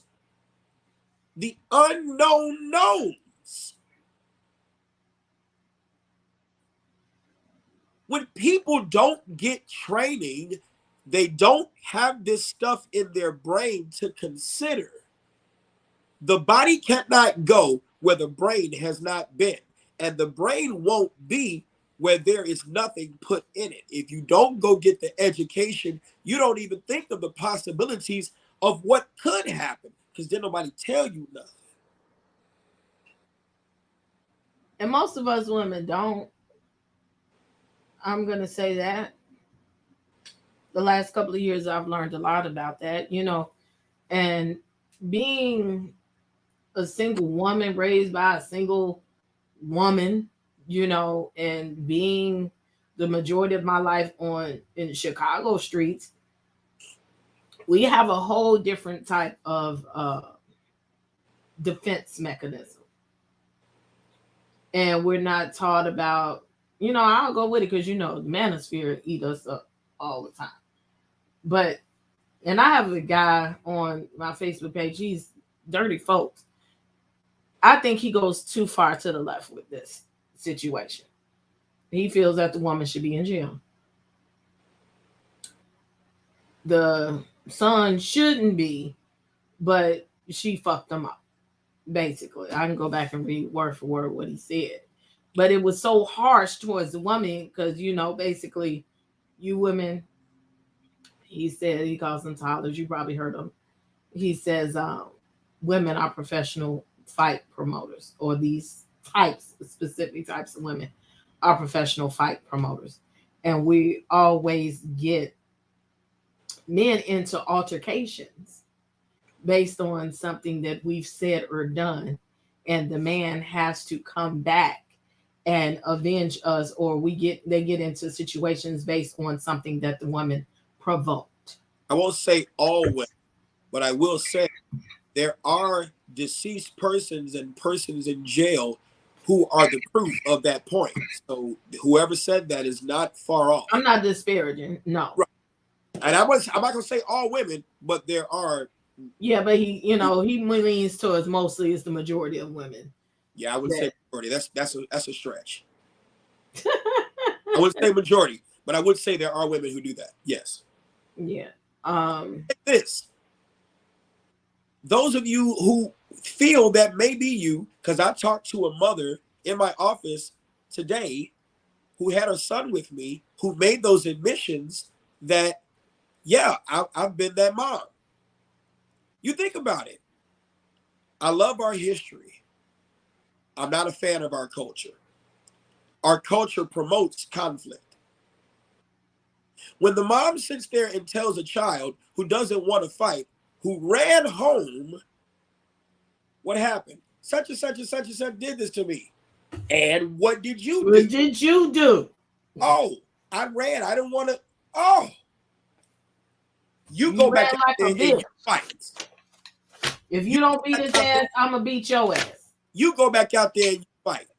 And if you don't come back in and win, I'm going to beat your ass. So now you got the child who doesn't want to get beat by their trusted big person, their parent. Now they got to go out there and fight. Our culture promotes conflict. So I'm not surprised that stood tall to that woman. Our culture promotes it. I'm not surprised. I'm on the fence with that because I definitely understand what you're saying, right? Fair enough. But I'm a person that hates bullies. So True. You have this thin line to me. Very gray area when it comes to cowering down or just fighting just to be fighting. But I'm a person that always had to cower down a lot because people think I'm a pussy. Well, you know my mama. You know, there it is. You know what I'm saying? And we could go back to that situation where she's my niece now, Rose's daughter. When we was out there in front of church, and me and her and Mercedes was into it all during service. Hey, Mercedes is still an angry person to this day. That's a whole nother conversation. Go ahead. When we was into it, and they were trying to bully me in service. And I got to the point that I just can't let you put your hands on me. And when we got outside, I was like, well, here's what it is. Of course, it never, no fight happened. But my parent was fiercely upset with me because I embarrassed her. Yes. And never once listened to my story or my side of where I was in that decision making. Yep. And the thing is, let's capitalize on that. Your mom was then your bully at that time. Yes, very much so. You see what I'm saying? When you are not given a voice, it's like we don't understand that the bullies are also hurt people too. That Anna Freud's ego displacement theory works well in this circumstance, that the bully is trying to repeat the behavior of their parents and their environment as a sign of dominance that they see their parent trying to show. And so we got to be careful of that. If at home environment is encouraging the bullying behavior, because what we may call ourselves standing up to we may be giving fire and fuel to. We don't teach our kids to show love at a safe distance, of course, but show love to these bullies and watch you get a different outcome. I teach active shooting response and survival. If you look up the previous active shootings, you will find that these active shooters don't shoot the people who were nice to them, who showed up for them all the time and showed them favor, showed them love, showed them what they did not get at home. They don't shoot those people. They shoot the ones who showed indifference towards them, were mean to them, or just randoms. It doesn't cost anything to be nice. That's deep. At a safe distance, of course, you can't let anybody violate you, but it doesn't cost anything to be nice. And we don't teach our children that because struggle parents are good. Let me say, I'm gonna drop this. People in trauma are good intentioned people who struggle in 5 skilled areas: security, patience, loyalty, communication, and follow through. And so if they struggle in security, then of course you're gonna freak out. You see what I'm saying? Mm-hmm. You're gonna freak out. Anybody who feels insecure does too much. And if you're not prepared for the worst, don't do the most. If you're not prepared for the worst, don't do the most. Miss Hood, with all due respect, wasn't prepared for the worst. She thought she was just exchanging words. You thought she and would walk to her car with her Polish or cheeseburger and go about her day. Yes. And then when you say to an irrational person or in the direction of an irrational person, go to the car sounds too much like get the fuck out of my face. Well, hold on, not just that, but it also sounds like go to the trunk.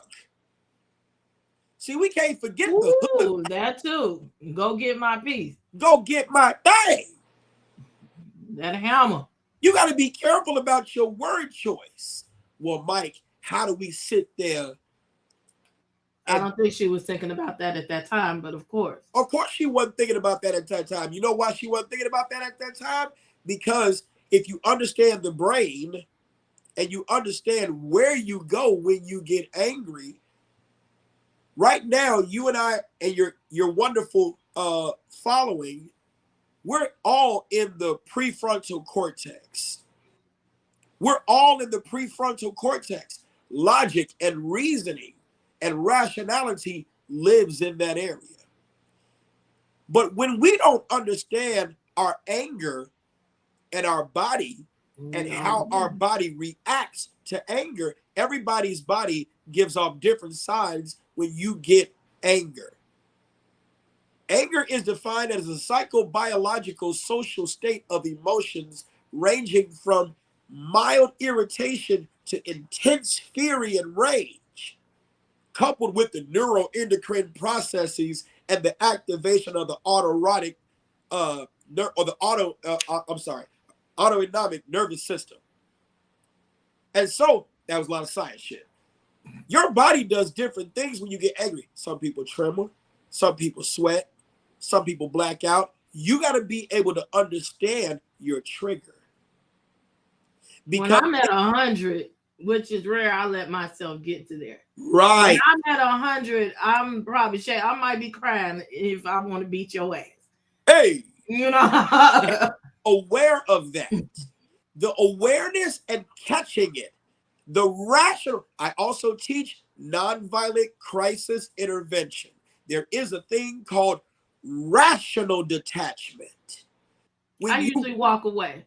When you pull yourself away, I walk away. Me and my significant other, when we had, he was like, "It bothers me that you will leave me and walk away from me, and I cannot find you when we get into it because I have to disengage some type of way. Yes. Never love anything so hard you lose yourself. Never love anything so hard you lose yourself. And so when we get so angry, past level 6, so to speak, your brain is switching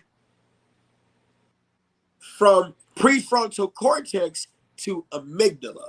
The amygdala, it sounds Arabic, but it's not. The amygdala is the part of the brain that houses fight, flight, freeze, and emotions.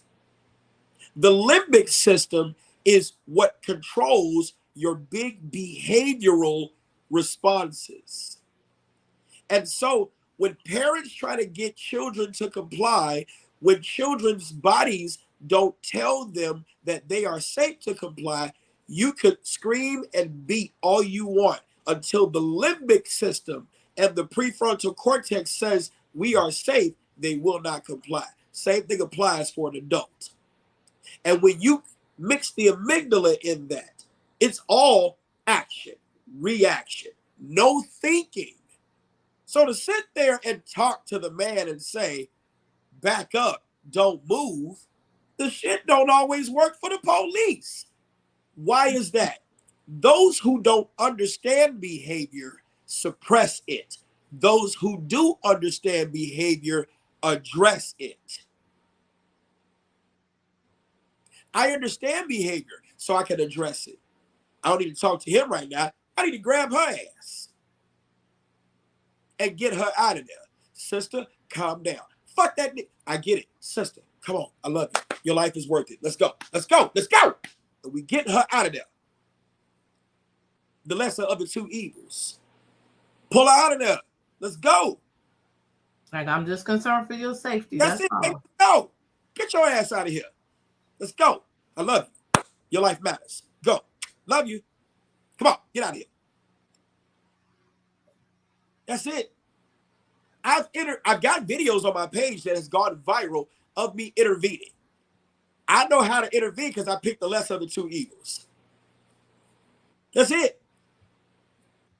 It's just what it is. And you can't intervene in everybody's situation because, see, me, I don't care about death. I don't care about dying. I don't want to, but if I do, whatever. So I don't mind intervening when necessary. A soft answer turns away wrath. You don't come in at aggression, you bring that level down. Bring your voice down. You speak what you want to see. I'm not your enemy. That's what they want us to do. They want us to fight. At the end of this fight, neither one of us win. I'm not your enemy. I could be a greater resource to you than, oh, you got to be able to catch it. You see where my hands are. These praying hands have the ability to deflect, have the ability to be able to do, but I'm always where they in reach. You know what I'm saying? I'm not doing it in my pockets. I'm not doing it just right here. Come on, I'm just saying, you got to have the skills to be able to do that. Can't always get in everybody's scenario. And that old man that was in line, he like, this man is young and agile. I'm old and fragile. I can understand him getting up out the way. You know what I'm saying? Look, wait a minute, hold on. Y'all see the color purple? Whoops, time to go. But my whole thing is he stood in line watching the rest of the shit. But I guess he like, I done seen it before, you know. I know how this story ends. You know what I'm saying? You said, thank you. But this is why I always wait. Like, I don't like to always just jump on stories and just say what we've seen and heard. I like to kind of take my time. It might be old by the time I get to the shit, or a couple of days old, but I'm not quick to just do and follow and say everything. Yeah. I like to know the facts and follow up with some type of research, because it was easy for me to just jump on this story, especially if it's in the city. Look, they said she texted the boy and he came in there and he upped that hammer on him and he killed him, and that's it. And the reason why people went with that story, and I ain't gonna lie, I kind of did too, because stuff like that does happen. But then when I went out to the scene, because I ain't been to that Maxwell's in a long ass time. I drive by it all the time. So then when I went to the scene, my first mind was, is there a sign on the door that says you can't carry? Because I'm like, why are you leaving your firearm in the car if the purpose of you getting your license was so you can carry the hammer? Like and I'm like, is there a sign on there? Because in my opinion, I'm like, it would make sense for Maxwell's over there. Over there. You to have it in your hand, like, you know what I'm saying? Can I get a Polish? Right. Hey, put some motherfucking mustard on the goddamn box. You know what I'm saying? It's like, probably carry it. You know what I'm saying? So it's like, he probably back there with them Polishes back there himself. Like, look, that's why they didn't stop. That's why he ain't stopped making them damn sandwiches while it was popping off. Yeah, and I sat there looking. I was like, okay, there's no sign on the door. So in my mind, section 24-9, and me, and I'm like, why was the gun unsecured? And here's this. Let's just say mom did comply with section 24-9 and secure that gun. Do you think son would have been so bold as to walk up to this big nigga and think he gonna whoop him? Mom and son would have got toe down. You see what I'm saying? You would have given that baby a one and done. Right. And it's like, without that gun, you wouldn't go down that alley. Now you got that gun and you going to all the dangerous blocks. You sitting here putting on tours. Hello, friends of Chicago. Welcome to the city. This is O Block. You don't even come over here without your gun. Why would you? I don't like driving past that motherfucker. Now it's a tourist attraction and shit. You know? Hey, we're on our second leg of the tour. This is Terror Town. Sponsored part by what? Well, we're on our third leg of the tour. This is the Village, home of the breeds. Go sit your ass down. Now you doing gangster tours, and this is the headquarters of 051. Go sit your ass down. Wow. Hold on, let's take a moment. Hold on, let's recognize the scoop of chat.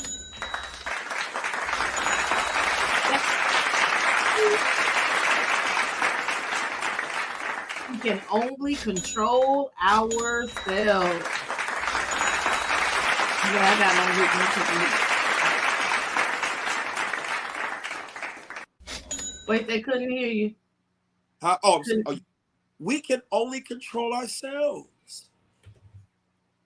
And that's all I was saying in all of my lives is I saw her being the most rational one. She wasn't 100% at that level, but she was of the two, the kid that I could talk to. Ma'am, bring your ass over here. Leave. The man told you three. It's like a rattlesnake. When you get close to, when that rattlesnake feels like you close, you're going to hear that rattle. But the closer you get, the louder that rattle is going to get. Then he's going to bite. And ain't going to be nobody else's fault but yours because you didn't have the ears for the sound. You didn't have the eyes for what you see. I invite your viewers to look up the video of Inattentional Blindness. If you're able to patch YouTube through your thing and share my that computer, and you able to share that screen and you look up The Invisible Gorilla on YouTube. The Invisible Gorilla? The Invisible Gorilla on YouTube. And you play that video. If you're able to play that video, I invite your viewers to watch that and it'll show you something. I'm not going to say until we play it if you're able to pull it. Because this is going to be a valuable lesson. You'll see this is a test of your selective attention. Count how many times the player's wearing white past the basketball. That first one? Or selective attention? The second one, selective attention test. Okay. Let's make this big. Yeah. See if you can mute it and make it bigger. I'm gonna unmute it. You want me to mute it or unmute it? Unmute it. Yeah, that's what I mean. Right. And you all really pay attention to this. You'll learn something from this. Promise. Okay, let's go. This is a test of selective attention. Count how many times the players wearing white pass the basketball. And don't cheat. Really count.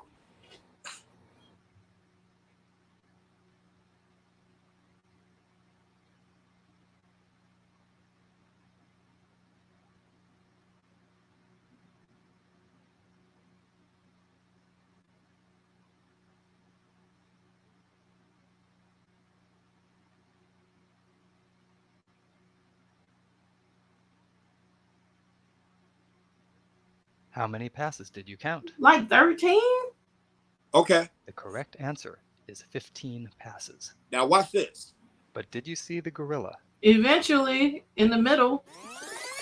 But many people see the gorilla. Now, go out of that video. And then I want you to go to the next one. This video is from Well, Search by go back. There you go. The next one, the monkey business illusion. Play that one. The monkey business illusion. Count how many times the players wearing white pass the ball.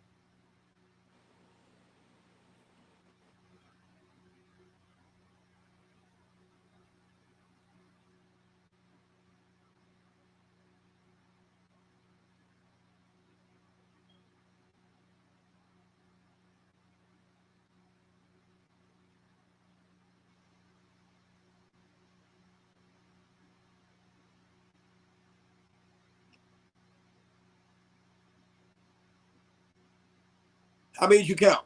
16. 16. The correct answer is 16 And of course you passes. saw what? He came and Did you beat his spot the chest gorilla? Right. and walked away. Now watch this. For people who haven't seen or heard about a video like this before, about half missed the gorilla. If you knew about the gorilla, you probably saw it. But did you notice the curtain changing color or the player on the black team leaving the game? Did you see that? Let's No. rewind and watch it I again. thought something was funny, but I didn't know what it was. Girl, Oh. Here comes the gorilla, gonna and peel there off. goes a player, and the He curtain walks is in. changing from red to gold. Because I'm paying attention to the people in the white. Absolutely. See, When you're looking for a gorilla, you often miss often other miss unexpected other events. unexpected events. There are so many things. And that's the monkey business illusion. Yeah, you can stop it now. There are Learn so more about this illusion and the original. there are so many things that happen to the eye that you can't possibly see. Now that you knew that gorilla was there, you'll never be able to unsee it. I played that video so many times and tried to focus. I know the gorilla's coming. Now that I know the gorilla's coming, I'll never be able to unknow that or not know that. And that's what I'm saying. Without training, you can have eyes, but you don't see everything because you don't have eyes for those things. How many times have you heard somebody speaking Spanish, you recognize the language, but you can't interpret it? What they're saying. Absolutely. You can't have the conversation. And so I guarantee you this, Miss Hood will never stand there. I don't think she'll ever do anything like that ever again. She'll never stand for another conversation with an aggressive person ever again. That lesson that she learned by virtue of her face taught her when it shows aggression, you get out of there.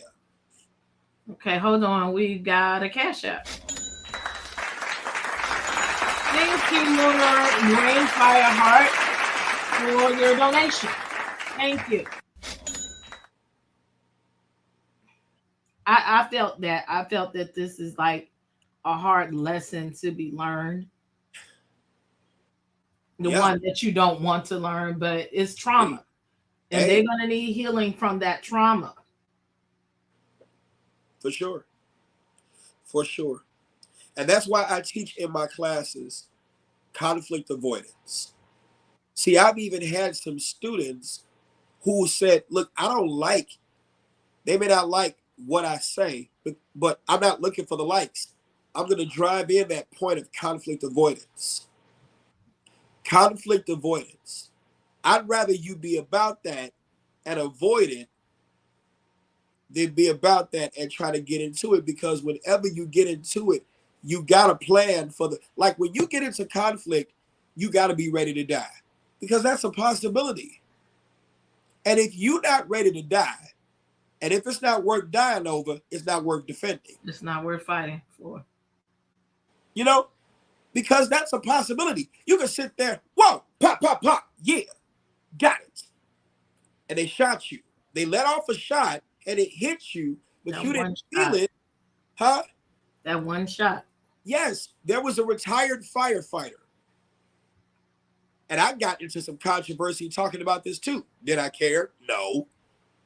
But on 118th and Western, right there at the popcorn spot. The popcorn, and that popcorn shop is good. But what I'm saying is, he was about to get carjacked. He had his popcorn in his right hand, switched over to his left, lateraled over to his left, got around to the engine block, got his revolver, shot at the man. The suppressive fire worked because the man dug down. The other two who came with him, they went to McDonald's on 119th and Western. They said, we ain't got time for this. Oh! I came with my little fake blick. I didn't know he was going to shoot. So now 3 became 1. But because, God bless his soul, weapon choice has a lot to do with conflict avoidance too. Because with the semi-automatic pistol, no automatic. You know what I'm saying? Yeah, with a semi-automatic pistol, you got 15 rounds. I don't have a need to have to chase after you. I could miss and still be good. But with a revolver, pop, you had 5. So now you got 4. Now you don't know if this man coming back. So with only 4 rounds will make you think, I gotta get him. Why? Because if I don't get him, I only got 4 shits left. And so him coming from behind his position of cover is the things that stops bullets. Concealment conceals your location. He came from around the engine block of cover to chase after the man. And that's what got him killed, because that man did one of these moves with his gun in his hand. He turned around and did just like that and shot him square in the chest. And that's where he died. If he would have stayed by cover and took his chances, or even exfilled back past the popcorn shop, because you could get that bullet will still go through that glass. But at least he would have been behind some barrier that could have stopped or deflected the bullet, because shooting through glass causes a deflection of the bullet. It ain't like Hollywood, we go straight through and through. Yeah, it's physics. Yeah, going down. Two pieces of angled glass would have deflected that bullet. It wouldn't have hit you. You know what I'm saying? If he would have exfilled that way and got out of there, he might have been okay. But when you think you got to chase, that's going to cost you your life. And that's what killed him. His family didn't like the fact that I said that either. I don't care. My job is to use certain situations to teach people how to survive. And I'll do it right when the blood is still fresh. The blood hadn't even coagulated yet, and I'm already on the lesson. Sorry, my condolences. But I'm trying to save those who need to understand this situation, because this situation got everybody's attention. Look, I'm going to open the phone lines up for 10 minutes and 10 minutes only. And we're going to sleep. I'm tired of shit too. Yeah. This was longer than what I said I was going to do. Okay. So if you got a question, hurry up and get up. Or put it in the chat. Excuse me. Put it in the chat. Hit the like button, subscribe button, because y'all saying this is a good chat. Look, I need you to tell the people come on over here, because we're going to have some more stuff too. I got some new stuff coming. I'm working hard when I can. Okay. So, and I appreciate you, Mike, for coming on, staying up late. You've been working hard all day. This is a good discussion, right? And there might be a part 2 to this. Again, I'll see what the family says, what they think, especially after this live, and what their side of the story is. It's a lot. They have a long road to hoe. Okay. And this is crazy. Because you got contact family, I don't know if they have someone who will help them appeal to get her license back. I offered that not only would I help her get her license back by way of appeal, because I do that, I'll retrain her for free. So they take it away in those instances? Oh yeah. Oh yeah. Yes. When she got charged with first-degree murder, you best believe the state revoked all that. All that. Even though they dropped it? Well, yeah, they dropped it, but the state ain't go automatically reinstate it. You got to appeal to get that stuff back up. I know how to do that. I specialize in that. That's interesting. Yeah, they ain't just gonna give it back to you now. You got to appeal to get that back. So if she got documentation showing that the charges were dropped, she's gonna need to get a disposition. That proof, granted, we all know it was dropped. It was in the media. But she's going to need paperwork. Paperwork to follow that they actually did. To show the state police so they can reinstate her and make her whole. Now, she may be plugged. She may got somebody at the state. I'm just saying I'm offering the service. Just in case. And, they need help. They, regular people. Regular people. Yeah, I want to help her I want to retrain her. I honestly think, I don't know who her concealed carry instructor was. I think her instructor failed her. Just like Philando Castile's instructor failed him. You got to teach people about the worst. You can't tell them about the best. You don't plan for the best. You plan for the worst. So I'm extending that. They may not like me because they probably seen the videos where they think I'm talking. Look, there's a lesson to be learned in this. And I'm glad this is a reprieve. But I wish they didn't file that suit. I don't know how I feel about it, but it's not my choice. I get it. We all got choices we got to make. I just hope the city don't try to get at them for trying to file, because when you asking for millions of dollars from people, millions of dollars make people look up stuff, find ways to get out of paying that money. And this ain't no Laquan McDonald situation. They ain't gonna pay you no $5 million after 16 shots in the cover up. Yeah, he was walking away. This is something totally different. It's something different. You know what I'm saying? And he was mentally unstable, and you knew it. Yeah, this is something different. And that's Instructor Mike's YouTube page. Follow. He talks about stuff all the time. Okay. Yeah. And he goes over different scenarios and tactics, but he also, again, goes over a lot of the psychology of things. And I think that's something that we fail to realize. Like, I would even say, going back to the situation briefly that we talked about over at church. I'm in therapy now. And I've gotten therapy here and there. But until recently, and we do meditation here, we're going to go back to doing some meditation because it's good for the soul. Until recently, working with children with traumas, did I not realize that there were suppressed traumas that I had that were resurfaced when I had to counsel somebody else's kid going through some of these same traumas that I have been through. Yep. I do realize, I've always thought, after a while, after I got, God, why do I have to go through these things? I'm a kid. I, didn't have to be going through this. But as the older I get, everything is not meant for you.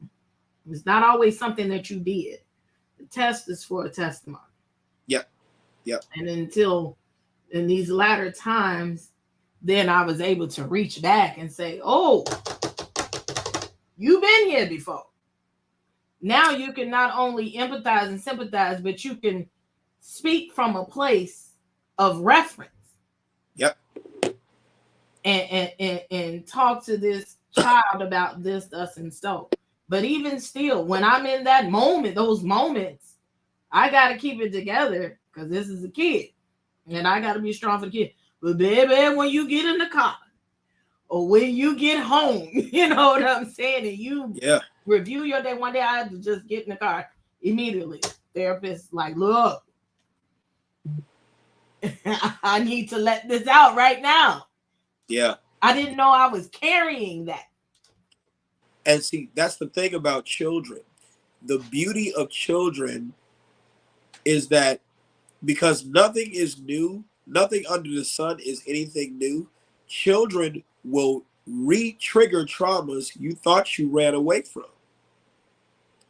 Because lessons that are not often learned are repeated in the lives of our children, especially if we're living in similar environments and they're going to undergo the same things.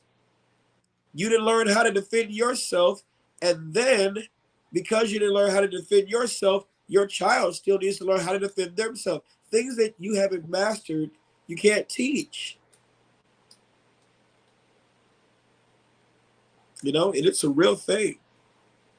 And then when people lie to themselves and say, oh, I'm good, you're not, no lie.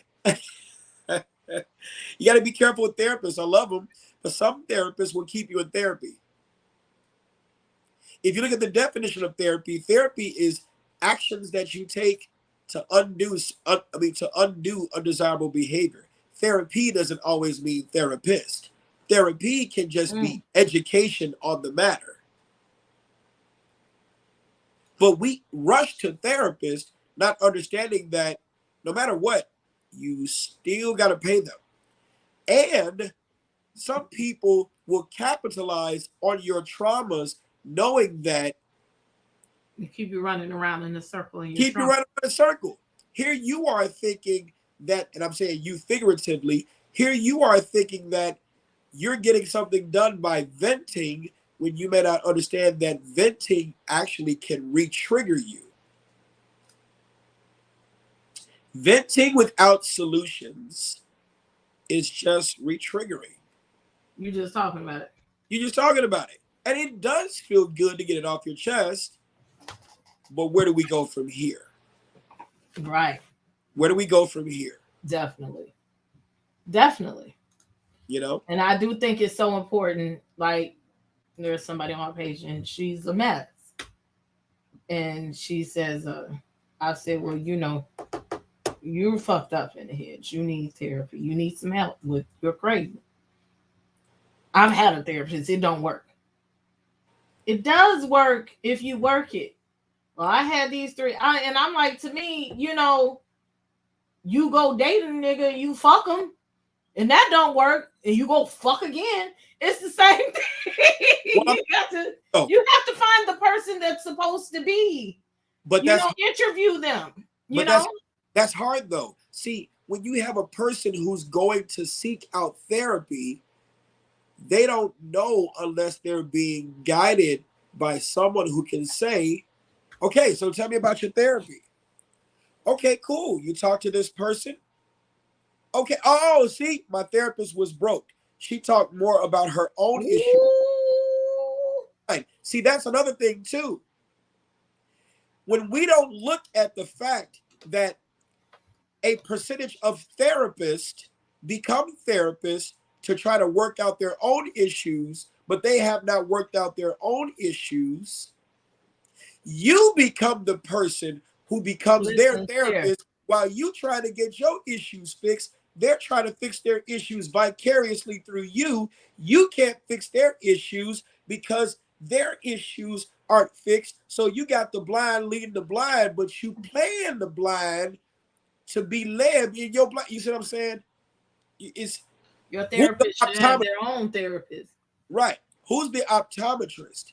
And so she says that's why it's important to do your own research. If you don't know what to look for, what does that look like? That's like Miss Hood picking these two lawyers and thinking that they are serving your best interest, when in fact, you're outing yourself and providing the city of Chicago more evidence that they can likely use against you just by your immediate and mere presence too soon. I think she needed somebody like Even though it's ignorant. She needs like a Michael Avenatti. You know what I'm saying? You know, even though he in jail, but you know, if you know what I'm saying, Yeah. you know what I'm saying. Not everybody who has Esquire behind their name is a trial attorney. Not everybody who's a trial attorney handles murders. Not every person who handles murders is successful at winning at trial. You see what I'm saying? Not everybody's a trial lawyer. Some people are good plea bargain attorneys. That's like the people of the state of California versus O.J. Simpson.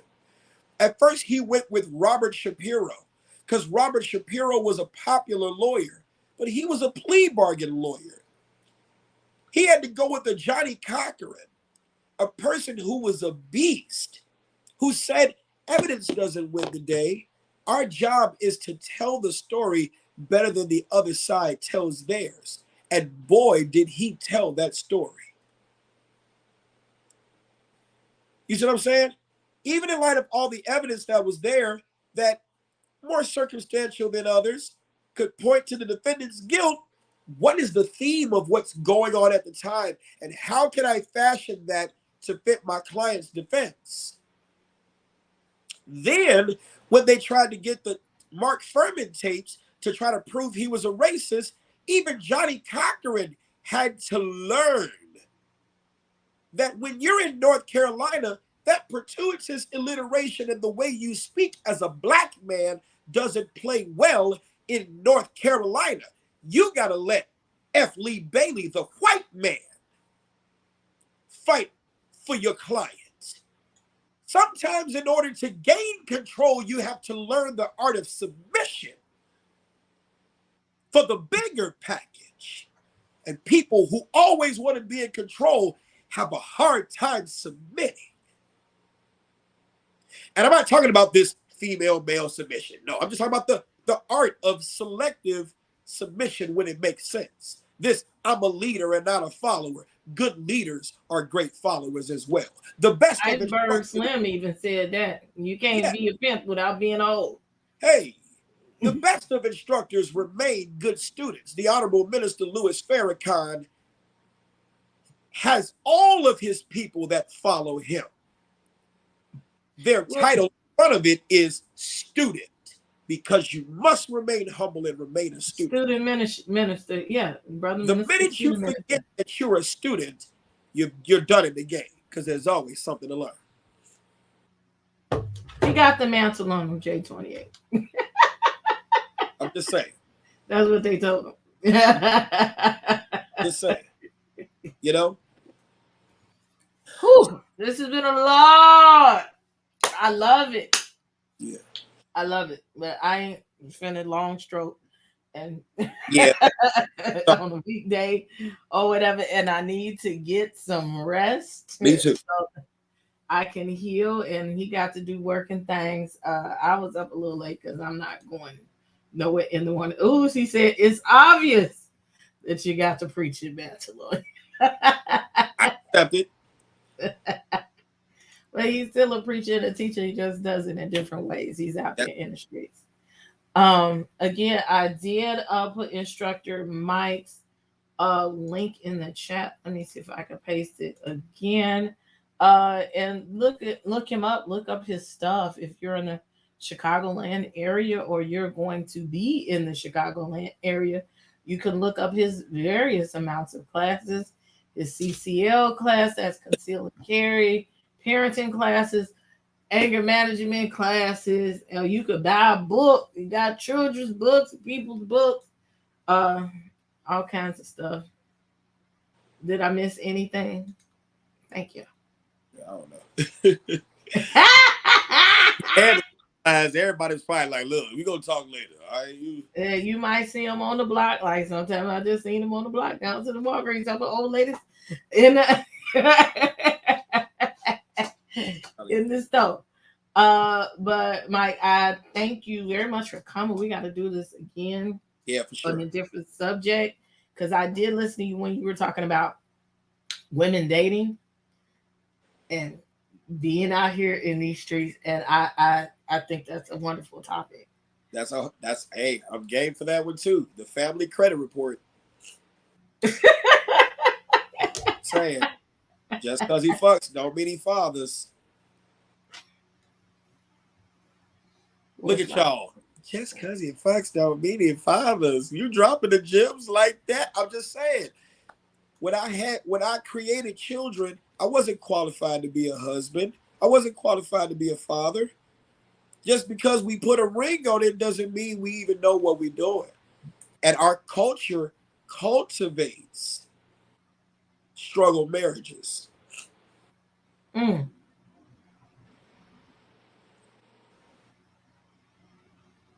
Unreasonable expectations fuel unreasonable emotions. Unreasonable emotions fuel irrational behavior. If you would test our skill set like you test the dick, if a dick don't get hard, there's no fucking. If the skills aren't there, shouldn't be the children there. And so now, if you don't never got no money like this critter over here, but what I'm you saying out is, here hoeing to get the money for the household. Yeah, he's not father and husband material. Yeah, it's more than ready. If he doesn't have a satisfactory level of skill in child development, family consumer sciences, home economics, instead of going to kitchen and cocktails or some shit or Ruth Chris Steakhouse, go to Dates That Matter. Take a CPR course together. Take a parenting course together. Take a Lamaze course together. Take a sewing course together. Go shopping together and test and see whether or not he knows how to shop for children's clothes. Why? Those are the things that matter. You can fuck after those trips. You see what I'm saying? Ooh, I like the way you handled that Lamaze class. I'm just saying. Not the sound effect. Well, that's a whole nother conversation. Because, baby, I'm in this group. If you see these groups and these Facebook groups, and I know you know the Facebook groups, but, baby, I just, they be showing ass and titties and competing. I'm here for the conversation. And I think they hate me. They will never let me get on no panels or whatever because they be coming up with these fuck shit o'clock questions. And I be like, they be like, let's date. And I'm like, but you just want to fuck. These women looking for relationships, and you don't even want to take a bitch out to dinner till you fuck. Like, but think about it. I hate to say it without shame or judgment. That's what they seen their moms do. That's what they seen their dads do. Papa was a Rolling Stone wherever he laid his hat was his home, and when he died, all he left was alone. Alone. But why was Papa a Rolling Stone? And why was your home the hat where he laid? Both of them lied, and that's why the cycle repeats. You see what I'm saying? Both of them lied. And that's why we keep going through what we keep going through.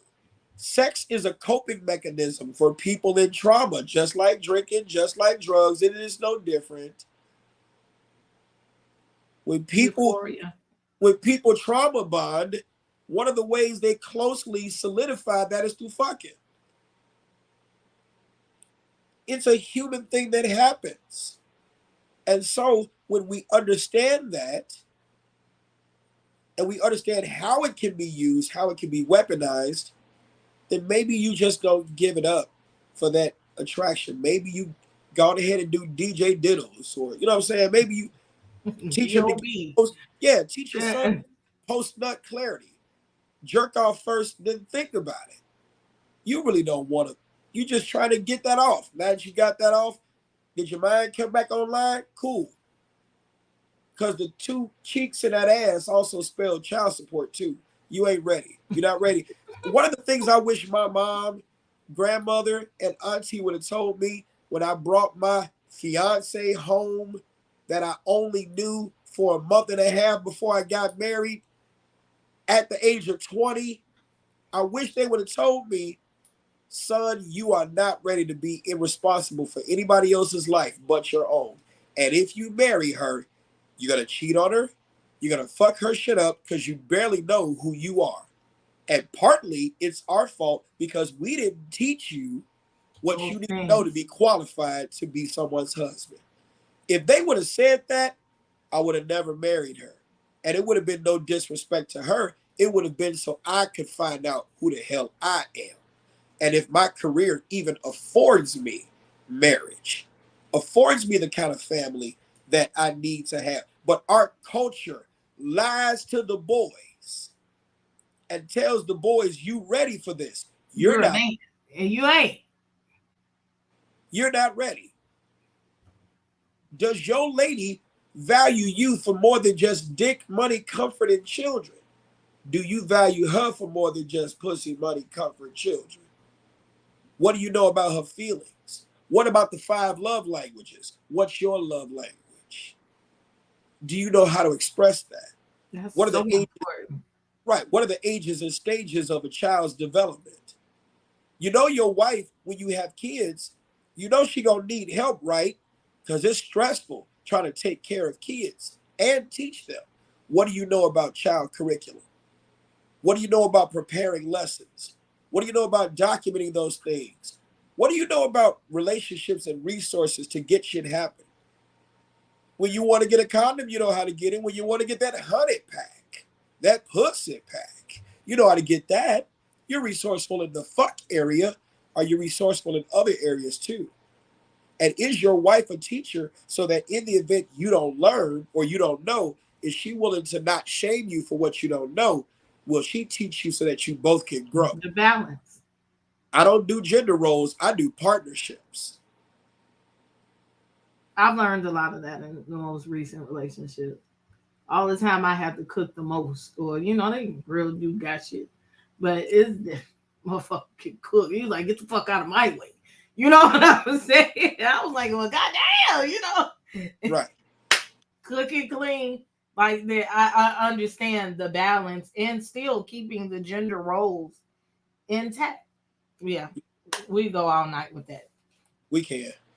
But that's conversation because I'll keep your ass up all day. We both got to get some sleep. We can reconvene at another time. We'll schedule it. Thank you for coming. You're welcome on my platform, bro. Thank you. Probably by the end of the summer, I'm going to sign up. Because I got my Floyd. Now I just got to get firearms. Yep.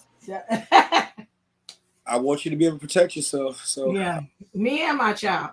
Yep. Me and my child. So I'm about to apply for hers. So, because I can. She's an adult now. I can only take her so far. That's it. So yeah, men and women, get your stuff. Get all of your. I don't know if it's Floyd everywhere, or if that's just Illinois. But whatever card carrying stuff you need to get, go get it. Yep. Your Second Amendment right to bear arms. Bear them. Yep, for sure. And don't leave your car if you don't have to. Because you could have been like that. Let me get a polish. Yeah. And he probably wouldn't have said shit to you in the first place.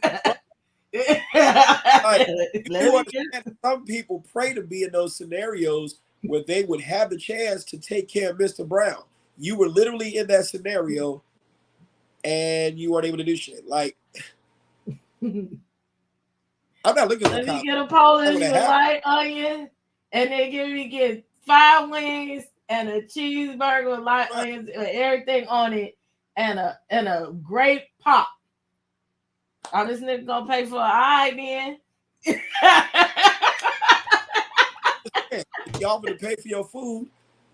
I'm not saying let that man spend his money, right? But I probably would have, unless I was like, I'm like, well, I ain't finna fuck with you. I'm like, but if you just want to spend your money, right, be my guest. Because some people want to do a nice gesture for someone. He could have reminded him of his mom. And just, you looking beautiful. Can I pay for your food? And then you give him that rejection, automatically takes him back. Sometimes we got to understand about just being nice. If it's a nice, no, I can't, not right now, but God bless you. I appreciate I'm good. You know? I got it. A soft answer, turn away wrath. That's all it is. And I got my blicky on me. Chapter 9, verses 19. All right. Thank you. I'm going to take you down. I'm going to close it on out. You're good. All right. Thank you. Oh, wrong way. I think you took yourself down. You not supposed I'll do it right this time. That's how I know you tired. Yep. Bye. All right. Thank you guys for coming. Please like. If I see some of y'all ain't like, hit the like button. Hit the like button. I thank for you guys that have been pressing the like button. Also subscribe to the channel. If you're watching this on the replay, I hope that you have enjoyed this simulcast. We're talking about the Carlishia Hood case. I hope they have a part 2 with actual people that have firsthand information that was there, family, whatever. So I still will be working on this story to get it exclusive, but we will be talking about other real life things here. I like to talk about more than just the mess. This is stuff that's important for us by us. So please share this, okay? Let people to know, come over to the channel. I've been told maybe some of y'all need to unsubscribe and resubscribe because they may have taken you out of my algorithm so that you can get your notifications. Put your notifications on all, and that way you will know whenever I go live or whenever I have something going on over here at the House of the Princess. Please make sure that you hit the subscribe button. That is a free way to support the channel, okay? And you may not have been thinking about joining these royal citizens, but you need to. That way your face can be in the place and you can join us and have a good time. If you hit the join button, that is a minimum price of $1.99. Look, your Starbucks every day costs more than that. Your donut and coffee at Dunkin' Donuts costs more than that. But I can give you a month long full of membership and entertainment for the minimum price of $1.99 on up to $20 here. And you could be a card-carrying member of the House of the Princess, and you can support a Black business and assist at that. And I thank you so very, very much for your support and for your love. Yes, please hit that like button.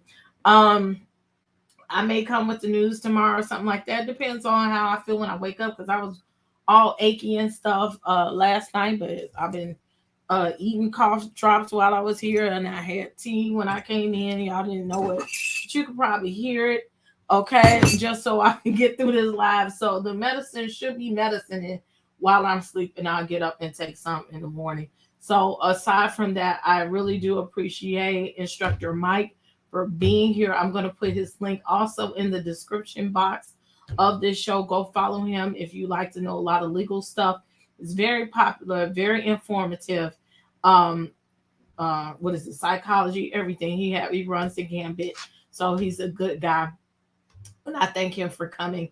I think, also, if you want to support the channel besides membership, you can hit the super chat. You can hit the Cash App. I don't be putting that stuff at the bottom because I forget, and I didn't play the commercial either. That's okay. You can hit the Cash App. You can hit the super chat, Venmo, Apple Pay, Zelle, Google Pay, and Venmo, I think, PayPal. Whatever way you want to support the channel, if you're watching it on the replay, you can hit the super thanks. That is just the super chat that plays after the show. So any way that you have supported me, I do appreciate what you have done. I'm looking forward to a good summer. We're going to play some games. I got some stuff on deck ready to come up, and hopefully I can do something in the next day or two, because my life schedule is about to get busy, and I'm going to fit this in as much as I can. So I hope that y'all be very understanding of that. Besides that, again, I love y'all. I thank y'all for being here. If nobody has told you that they love you today, I'm going to tell you that I love you. And if it's already the turn of the hour, I'm going to be the first person to say I love you on Wednesday. So again, thank you. Like, share, and subscribe. I will see y'all on the next go round. My name is Princess A.V. and you have been watching House of the Princess. It is now time for me to turn out the lights. Have a good night. Day we hustle, but the night we